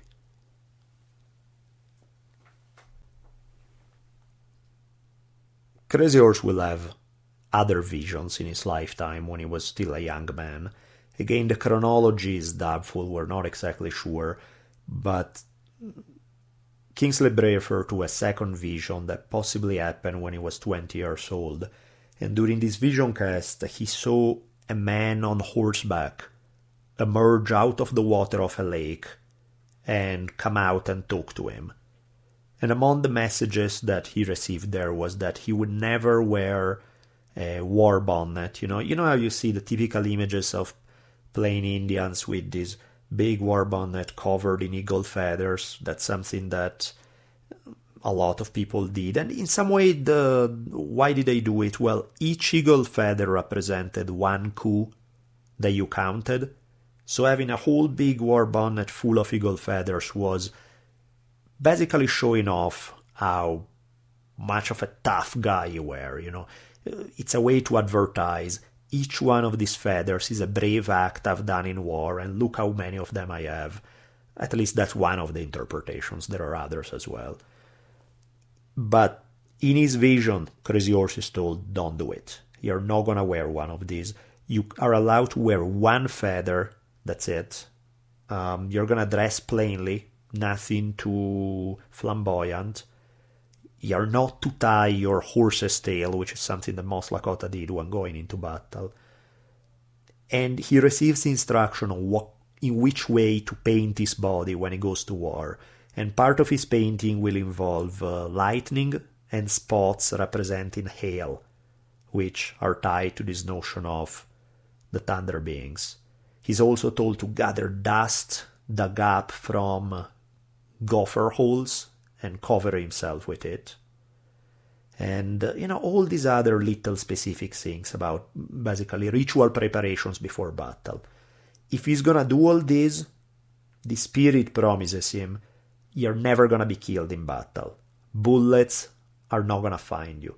You're gonna walk out unscathed and you're gonna be okay. And then, after this vision, Crazy Horse went into the lake, came out, and kind of felt reborn. The interpretation they give is that the spirit from the lake, was a water spirit, which is a different set of spirits that the Lakota people believed in that are sometimes rivals with the thunder beings. So the fact that Crazy Horse received the vision both from thunder beings as well as from water spirits is the idea that both of these powers would help him. And one of the things he's told in this vision, though, which turns out to be very prophetic if it's true, is that yes, he will be undefeatable in battle. Nobody will be able to touch him in battle. But he can and will be killed when his own people are holding him back. If his own people are holding him, then he'll be vulnerable to being stabbed. And that's how he may die. And as we're going to see, both elements of this story will turn out to be true. Both his being undefeatable in battle, as well as the stuff about when his own people are holding him back. But for now, let's forget for a second about the future that awaits Crazy Horse, and let's go back to where we left things off. In fact, we still have the little matter of the 30 US soldiers that were killed in battle with the Lakota, which clearly is not something that the United States is going to forget about anytime soon. Government is pretty upset about it, so they send a much larger group of soldiers, about 600 soldiers, under the leadership of a man, he was a general named William Harney. They send Harney with his 600 soldiers in 1855 to seek revenge. Harney was probably the right man for the job. He had fought against American Indian tribes multiple times already, in the Seminole Wars and in Black Hawk War. He also brought to his job a certain aggressive streak. His biographers say that he had once beaten to death a female slave because she had lost his house keys, and he was not the kind of guy to forget about it. And as we're going to see, Harney is going to bring this cheerful disposition to his encounter with the Lakota. The new government agent at Fort Laramie had told those Lakotas who did not want to be part of any war to camp south of the North Platte River. One of these Lakota leaders who did not want to be engaged against the U.S. Army, a man by the name of Little Thunder, he did want peace, but he asked for one more buffalo hunt in the north. He figured, okay, we're gonna do, the buffalo is still plentiful north of the North Platte River, so let us do this one hunt and then we'll camp south. Well, apparently nobody had informed Harney about it, or maybe if they did inform, he didn't care. So when Harney arrived at the North Platte, he noticed that this one camp was still north of the river and decided that they would be the guys to pay for the previous year's attack against US troops. Harney gave his pep talk to his soldiers. Basically was all about, these guys are the ones responsible for massacring the soldiers last year. They killed, in his own words, he said, they killed your own kindred, your own flesh and blood. Don't spare any of them. So, there's this pretty... Everybody's worked up right now. Everybody's out for revenge. When his troops approach Little Thunder's camp, Little Thunder comes out of the camp. Harney moves toward him. They decide to sit down and negotiate and talk things out. So Little Thunder says, yeah, let's sit down and talk to clarify any misunderstanding. He offers to shake hands. Harney refuses to shake hands with him, but he said, I'll listen to what you have to say. The reality is, this listen to what you have to say was actually a trick. He was just buying time for his soldiers so that they could get in position surrounding the village. And when everybody was ready, Harney could just quit the conversation with Little Thunder, give the signal, and order the attack. That's exactly what his units did, and very quickly they ended up killing some 86 Lakota, about half of them women and kids, and they captured about 70 more women and children. In the words of a newspaper reporter that was with this military expedition, I never saw a more beautiful thing in my whole life.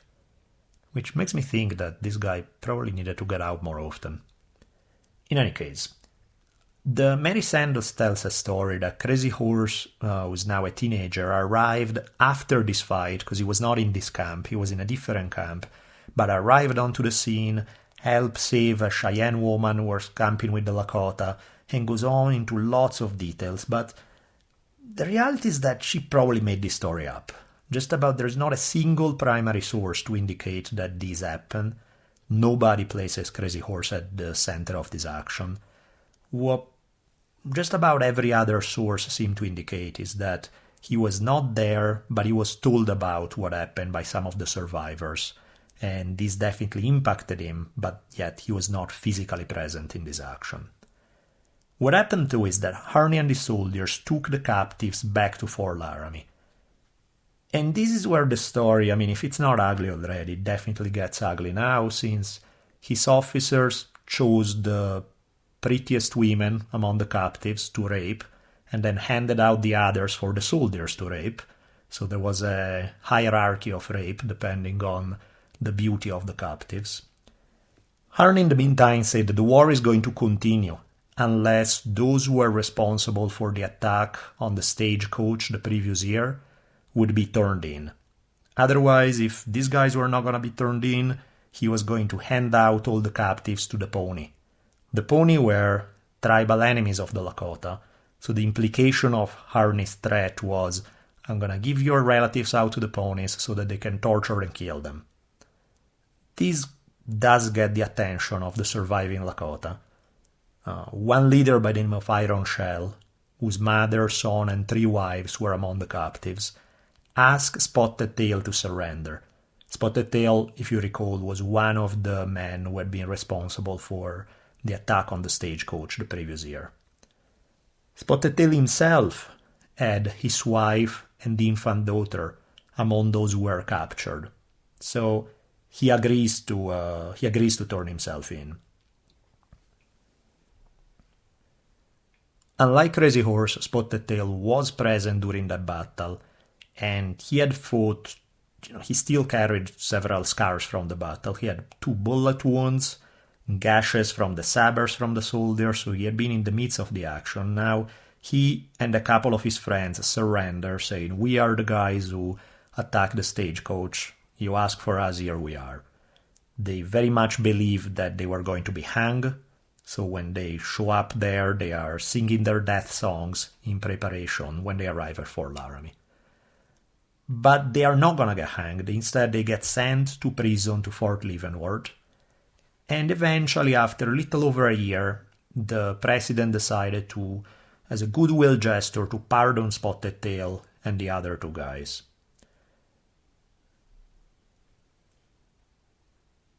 The year in prison, or year and whatever many months in prison, did affect Spotted Tail big time. Prior to this incident, he had been one of the more aggressive Lakota leader, renowned as a warrior and everything else. After the presidential pardon, when he returns among his own people, he will become a voice for peace. He'll regularly kind of abandon the warpath against the Americans and become a voice for peace. One of the legacies of this 1855 Harney expedition was that it ignited further rounds of intertribal warfare between the Lakota on one side and particularly the Crows on the other. Other tribes as well, but particularly Lakota and Crows. Why is that? What's the connection? Well, it's simple, really. Having seen what happened to some of their relatives, many Lakota decide that it's probably a good idea to try to camp as far away from Americans as possible. So what does that mean? It means that they have to push west into the lands of other tribes, particularly the Crows.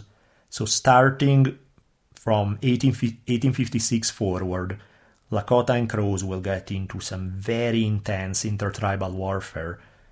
This is a conflict that the Lakota will mostly win, and they will start chasing the Crows out of their hunting ground, and the Lakota will gain them as a result of this series of battles. This increase in intertribal warfare will affect Crazy Horse directly. He was coming to be of the age where it was expected for a Lakota male to become a warrior and start participating in these raids. He joins his first war party, in this case against the Pawnee. So they attack this place in Nebraska, this Pawnee village. The Lakota charge the village. Pawnee women and kids were running around the cornfields trying to get back into the safety of the village. Crazy Horse was among the first to charge the enemy. There's really not much more than that in the story. There's no big killing, no heroic act, nothing that we get to find out about what happened in this, other than the fact that Crazy Horse was beginning to join war parties from this point forward. Here, however, is where the story gets a little weird. There are a couple of sources, specifically Mary Sandos, and at the same time also Joseph Marshall, who's a Lakota author who wrote a biography of Crazy Horse. They both tell that Crazy Horse got into a battle against the Omaha tribe and that he shot an enemy, and only afterwards, when he went to see the body, he realized that it was a young woman, and he kind of freaked out, felt very bad about it, and, well, the fact is there's not a whole lot of evidence to support this. In the Mary Sandos interviews, it doesn't show up. So it may be something that was made up, that is not correct. But what this does, what is related to rather, what is maybe connected to, is the fact that He-Dog, one of Crazy Horse's friends, tells that around this time, after a war party, Crazy Horse killed a woman. Now, He-Dog doesn't really explain what happens. It's sort of left up in this big mystery without really clarifying what's going on. So the reality is, it's possible that Mary Sandos made up a narrative to fit this Crazy Horse killing of a woman in a way that was maybe a little more palatable than the reality. The fact is, we don't know, so it's useless to speculate. It's a possibly disturbing incident, but again, we know so little about it that I'll just throw it out there and leave it as is, since there's no way to know anything any further. In 1857, the Lakota bands decided to gather together in all the many Lakota villages spread throughout the prairies. They send messengers to everybody so that everybody will gather together at one place at Bear Butte, which is in these large mountains at the very northern edge of the Black Hills of South Dakota. Beautiful place, by the way. It's still the place where, to this day, they have a biker rally where bikers from all across the United States gather together in Sturgis, which is right next to Bear Butte, during the summer. I remember once going out there, and it was awesome. I climbed up the mountain, went up all the way to Bear Butte. I remember seeing this elderly biker couple going up to pray so that the biker rally would be peaceful, which I thought was a really cute, strange moment, seeing these big, tough bikers covered in tattoos going up there to pray on this mountain that's considered sacred by the Lakota, Cheyenne, and a few other tribes, so that there would be no violence during the rally. In any case, back to our story. What is that the Lakota do at Bear Butte in 1857? They set up the largest tribal council in Lakota history. The vast majority of Lakota attended. Here we got many of the key characters that will play a role in the conflict in the United States in the years to come. Sitting Bull, Red Cloud, Crazy Horse himself, while still in his teens, he's there and participate. And after much talking, what the Lakotas agree on is that they will try to stay away from attacking American settlers traveling through, but they will fight the military if they try to get into their lands. And not only that, but since they know that any news of gold would attract thousands and thousands of Americans, and they know that there is gold in the Black Hills, which is not only part of their homeland, but is part of their homeland that they consider sacred, that is central to their religious practice, they pass a resolution that anybody will reveal the existence of gold in the Black Hills to the Americans will be killed. So these are some of the conclusions that this council led to. The emphasis here is on protecting Lakota land, the Black Hills in particular. Shortly after the end of the council, Crazy Horse's mentor, High Backbone, decided to lead a war party against some tribal enemies. They ran into a different tribe. There's a little bit of debate about which tribe that may have been, but a detail really. In the course of the action, High Backbone's horse was shot and he fell to the ground, and the enemies were charging, trying to get to him. Arrows were flying all over, all around, but Crazy Horse charged in the middle of the enemy to kind of scoop up High Backbone, load him up on his own horse, so that he could take him back to the Lakota lines and save him in this fashion. After saving High Backbone, Crazy Horse turned his horse around and charged against several enemies, knocking quite a few of them off their horses, and by the time he made his way back to the Lakota lines, he came back with 2 scalps that he had taken from killing and scalping 2 of the enemies. He also comes back wounded, one of the rare times when Crazy Horse is wounded in battle, something that doesn't happen very often, but it did happen in this case. Once this is done, they decide to call it a day. There was enough bravery and action for one day, and they go back home. By the time they go back home, Crazy Horse is beginning to make a name for himself. Having saved such an amazing warrior as High Backbone during the course of the fighting is something that catches the attention of a lot of other Lakota. Plus, he accounted several coups during the course of this fight.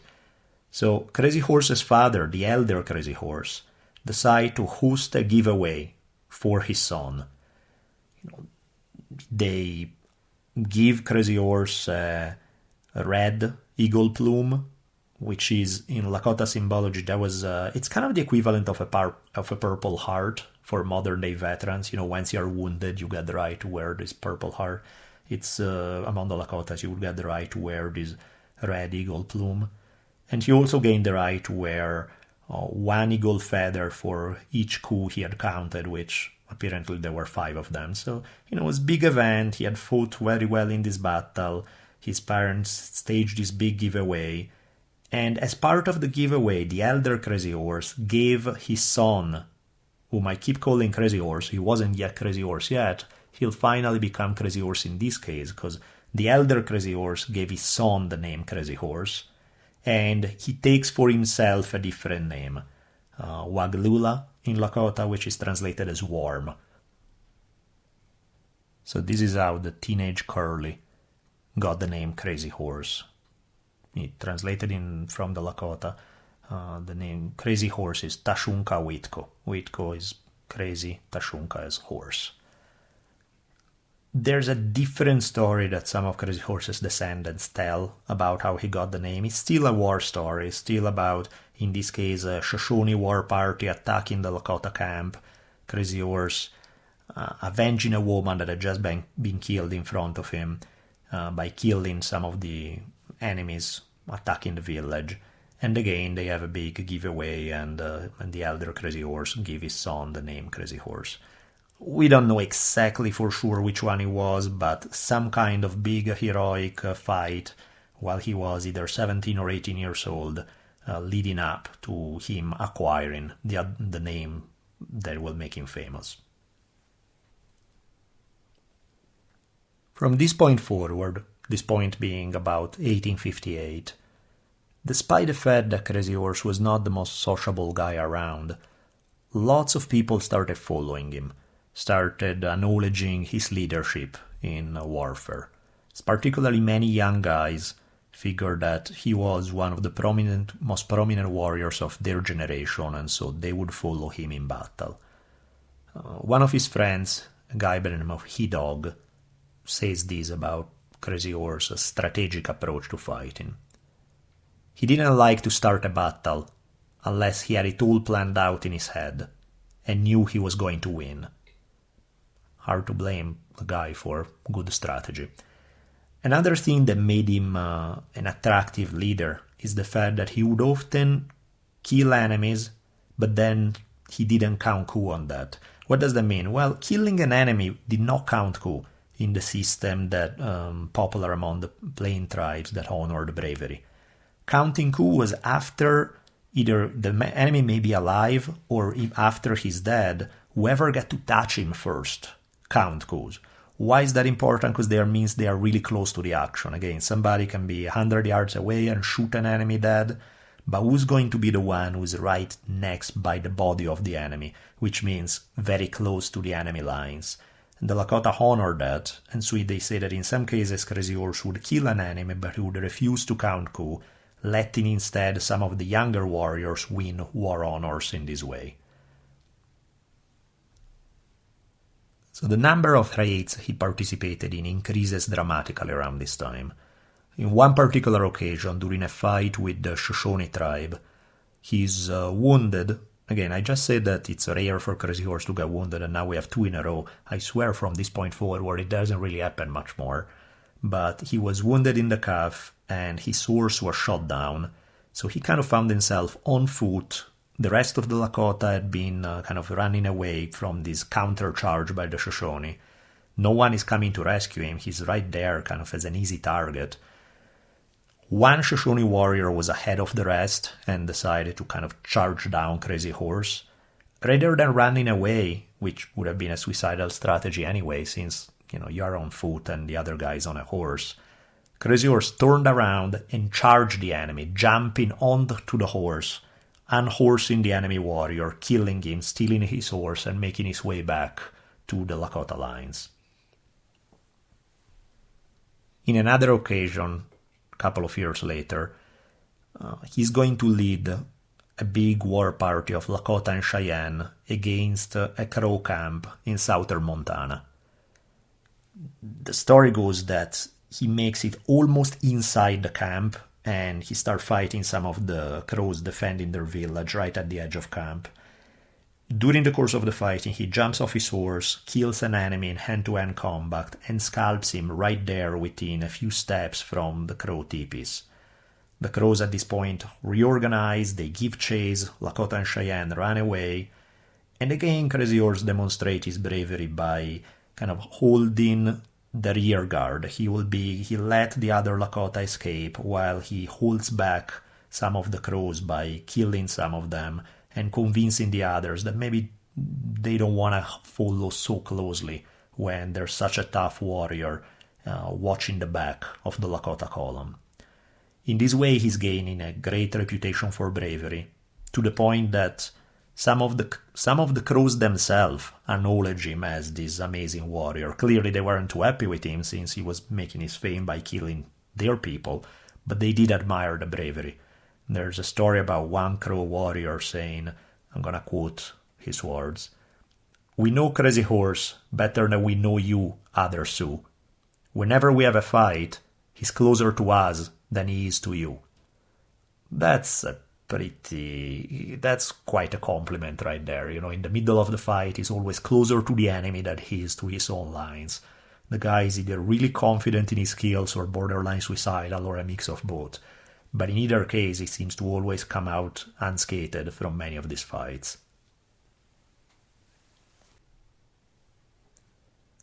Now, there's a controversial story that Mary Sandoz and Joseph Marshall report on, but others disagree with. So I'll tell it to you regardless, and then we'll see what the evidence is.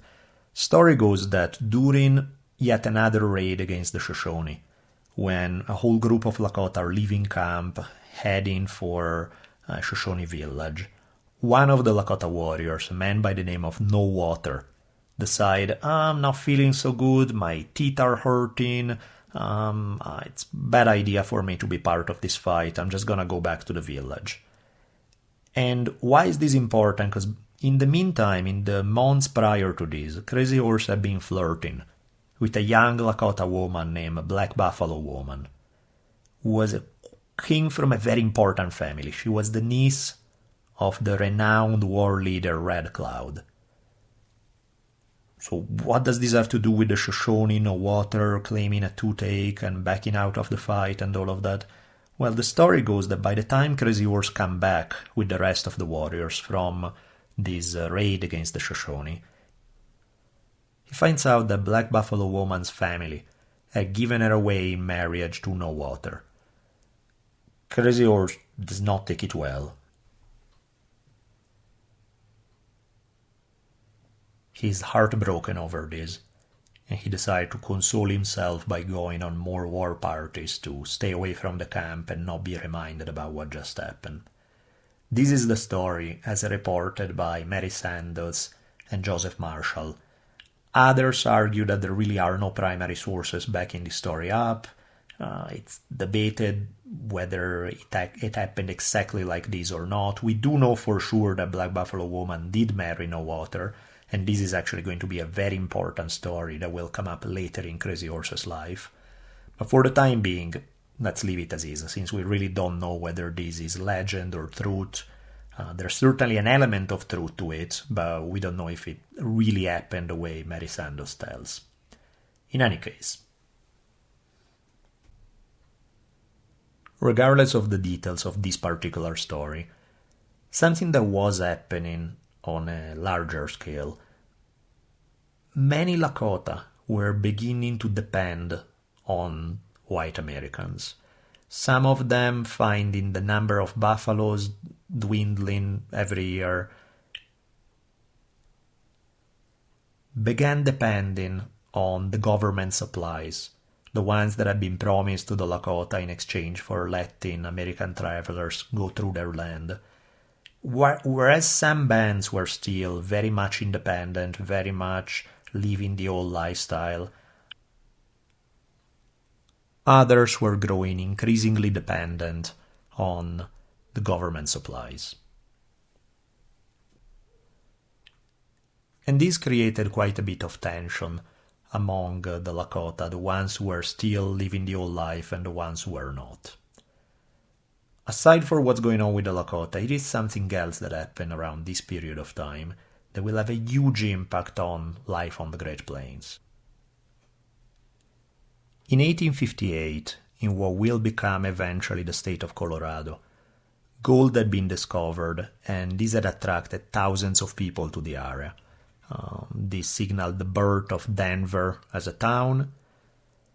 This also signaled the beginning of serious conflict between some of the local tribes, specifically the Cheyenne and the Arapaho, and the settlers. Now, it didn't have to be that way. Early on, things ran smoothly for a little bit. The initial contacts were friendly.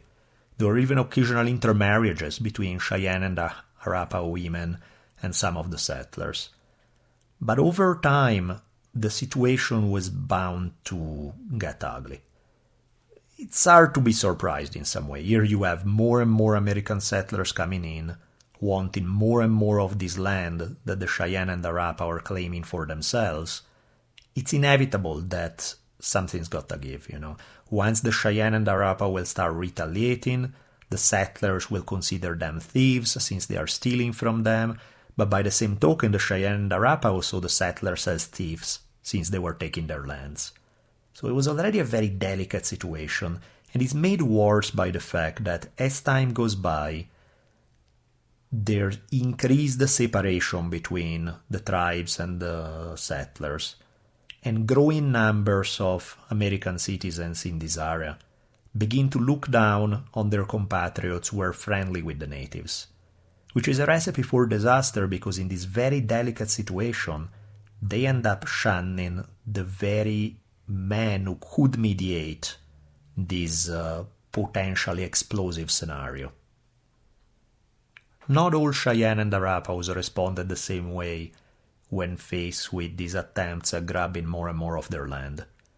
Some of them were willing to, in the name of keeping the peace and avoid fighting, were willing to give up progressively more and more land. For example, there was one Cheyenne leader by the name of Black Kettle who was among the peace faction. He was one of the Cheyenne who was saying, what are we gonna do? We can't get into a war with these guys. I'm okay. And so he was willing to sign treaties giving up the right to some of their lands. There were others on the other end who were not quite so accommodating at all. In particular, there was a warrior society known as the Dog Soldiers among the Cheyenne, were among the more militant ones who wanted to hold on to the land and look down on those chiefs who were willing to sell. Governor John Evans was quite upset with the resistance that the Dog Soldiers showed him. He wanted Colorado to become a state, and he wanted himself to become its first senator. And the way he saw it, the Cheyenne just stood in the way, and something had to be done about it. Well, he found an ally in a man by the name of John Chivington. Chivington was a former Methodist preacher who had, during the Civil War, he had been raising this Colorado militia and had beaten Confederate troops in 1862 in New Mexico. He was a giant of a man, 6'5" tall, 260 pounds.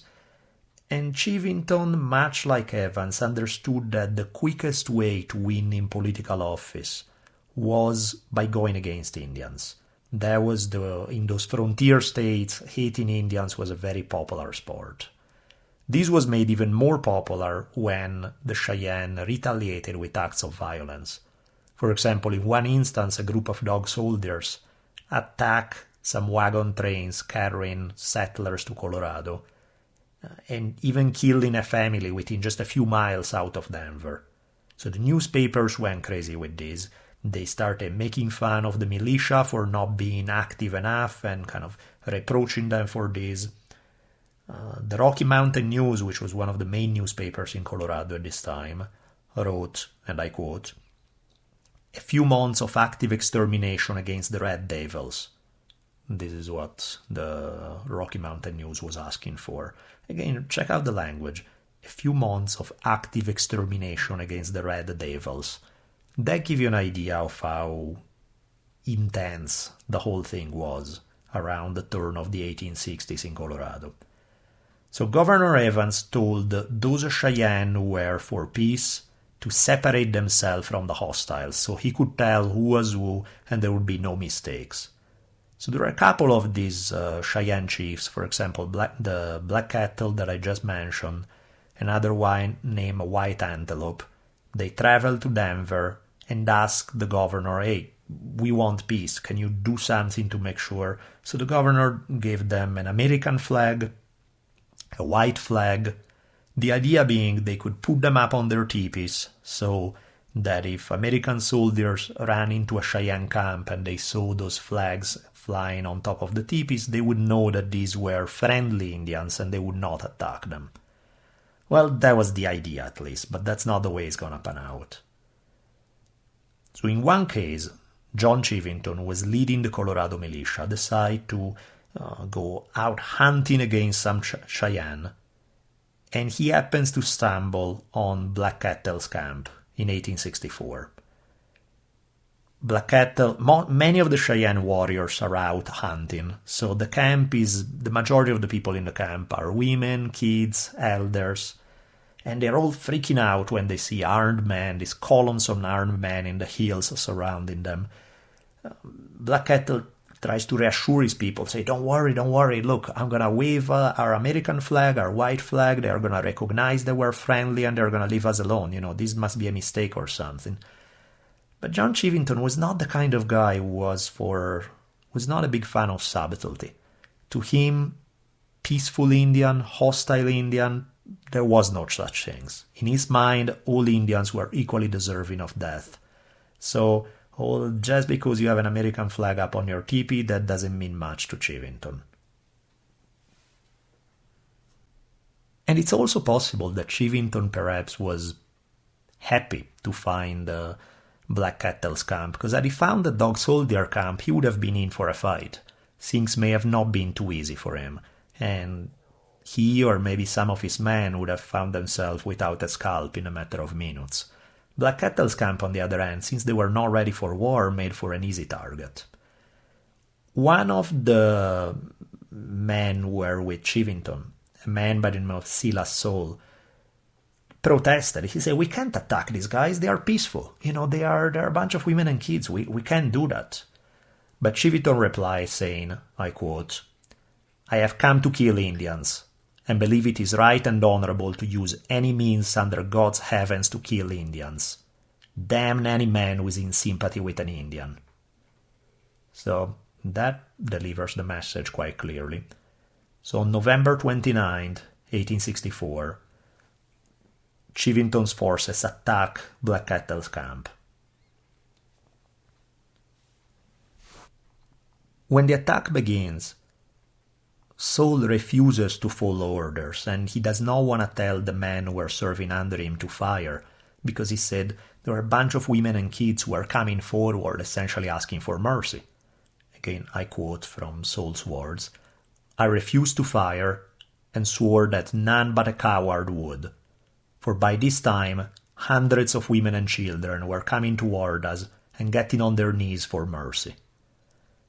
Most of the other officers, however, did not see things the way he did, and they started screaming, "Kill the sons of bitches," and started saying that anybody who sympathized with Indians would be shot as well. So if you're not shooting the Indians, you need to be shot. So at this point, Chivington's forces just start unleashing hell on the Cheyenne camp. All in all, Chivington is going to lose about 10 men during this. You can't really call it a battle, since one side is armed and ready to fight and the other one isn't, and is mostly made of women and kids. But the body count will tell the story. The 10 men dying on Chivington's side are little compared to 200 plus who were killed among the Cheyenne, vast majority of them being women and kids.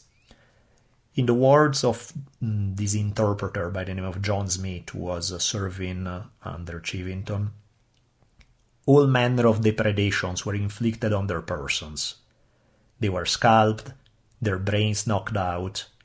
The men used their knives, ripped open women, clubbed little children, knocked them in the head with their guns, beat their brains out, mutilated their bodies in every sense of the word.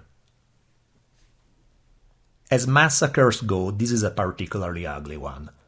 The Colorado militia will return from the fighting with this victory parade through the streets of Denver as everybody's waving around severed limbs and Indian body parts that had been chopped off during the battle. Many of the men had decided to... Scalping got boring after a while, so they decided that to spice things up, they would scalp the pubic hair of Cheyenne women and use those in the victory parade. And this was received quite well in Denver. In the words of the Rocky Mountain News, Colorado soldiers have again covered themselves with glory. Big victory parade, cheers in the theaters when scalps were showed. The whole thing was... Well, let's put it this way. People in Denver and right there in Colorado did not exactly respond the same way as people who were a little further removed from the action did. There was a representative in Congress said, described what became known as the Sand Creek Massacre. That's the name of this, again, I can't call it battle since it wasn't a battle, but this engagement is the Sand Creek Massacre of 1864. Well, this one congressman described it as barbarity of the most revolting character. Such, it is to be hoped, has never before disgraced the acts of man claiming to be civilized. Even General Harney, remember the guy who massacred the Lakota in 1855 and was known for beating to death his own female servants who lost his house keys? The Sand Creek Massacre shocked even him, which tells you quite a lot about the massacre itself. He had spoken of Black Kettle as good a friend of the United States as I am, and yet clearly being a good friend of the United States has not really protected him or his people from this brutal massacre. The military investigation that followed found Chivington guilty of the massacre, but by the time the verdict was announced, the terms of service for Chivington and his men had expired, so they were no longer under military jurisdiction. Saul testified against Chivington and against some of the other men, but because of his role in testifying and saying this is what happened, these are the atrocities that were committed and so on, about a month later he was killed by a Colorado volunteer who promptly escaped to California and avoided getting busted for murder. The Sand Creek Massacre is a momentous event in the history of the conflict between American Indians and the United States on the Great Plains. Sand Creek paradoxically made conditions much less safe for American citizens on the frontier, because as a result of the Sand Creek Massacre, all of the Cheyenne peace leaders, the ones who had been advocating or working with the United States, lost influence among their own people. Clearly some of their own people would say, "You still want to have peace? Did you see what they have done?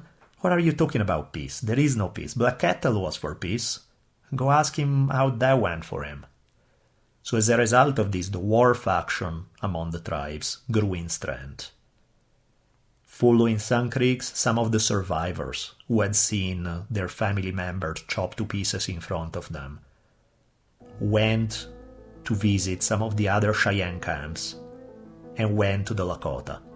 And Cheyenne and Lakota decide to build this alliance as the survivors beg them for vengeance. They say, we cannot let this go unavenged. We cannot let these people get away with it. Please avenge us. Please strike a blow that they will remember. And their speech apparently hits the right note, because most of the Lakota and Cheyenne will decide to do just that. So the years to come are going to be quite bloody on the frontier, and things are not going quite so well for Americans on the Great Plains.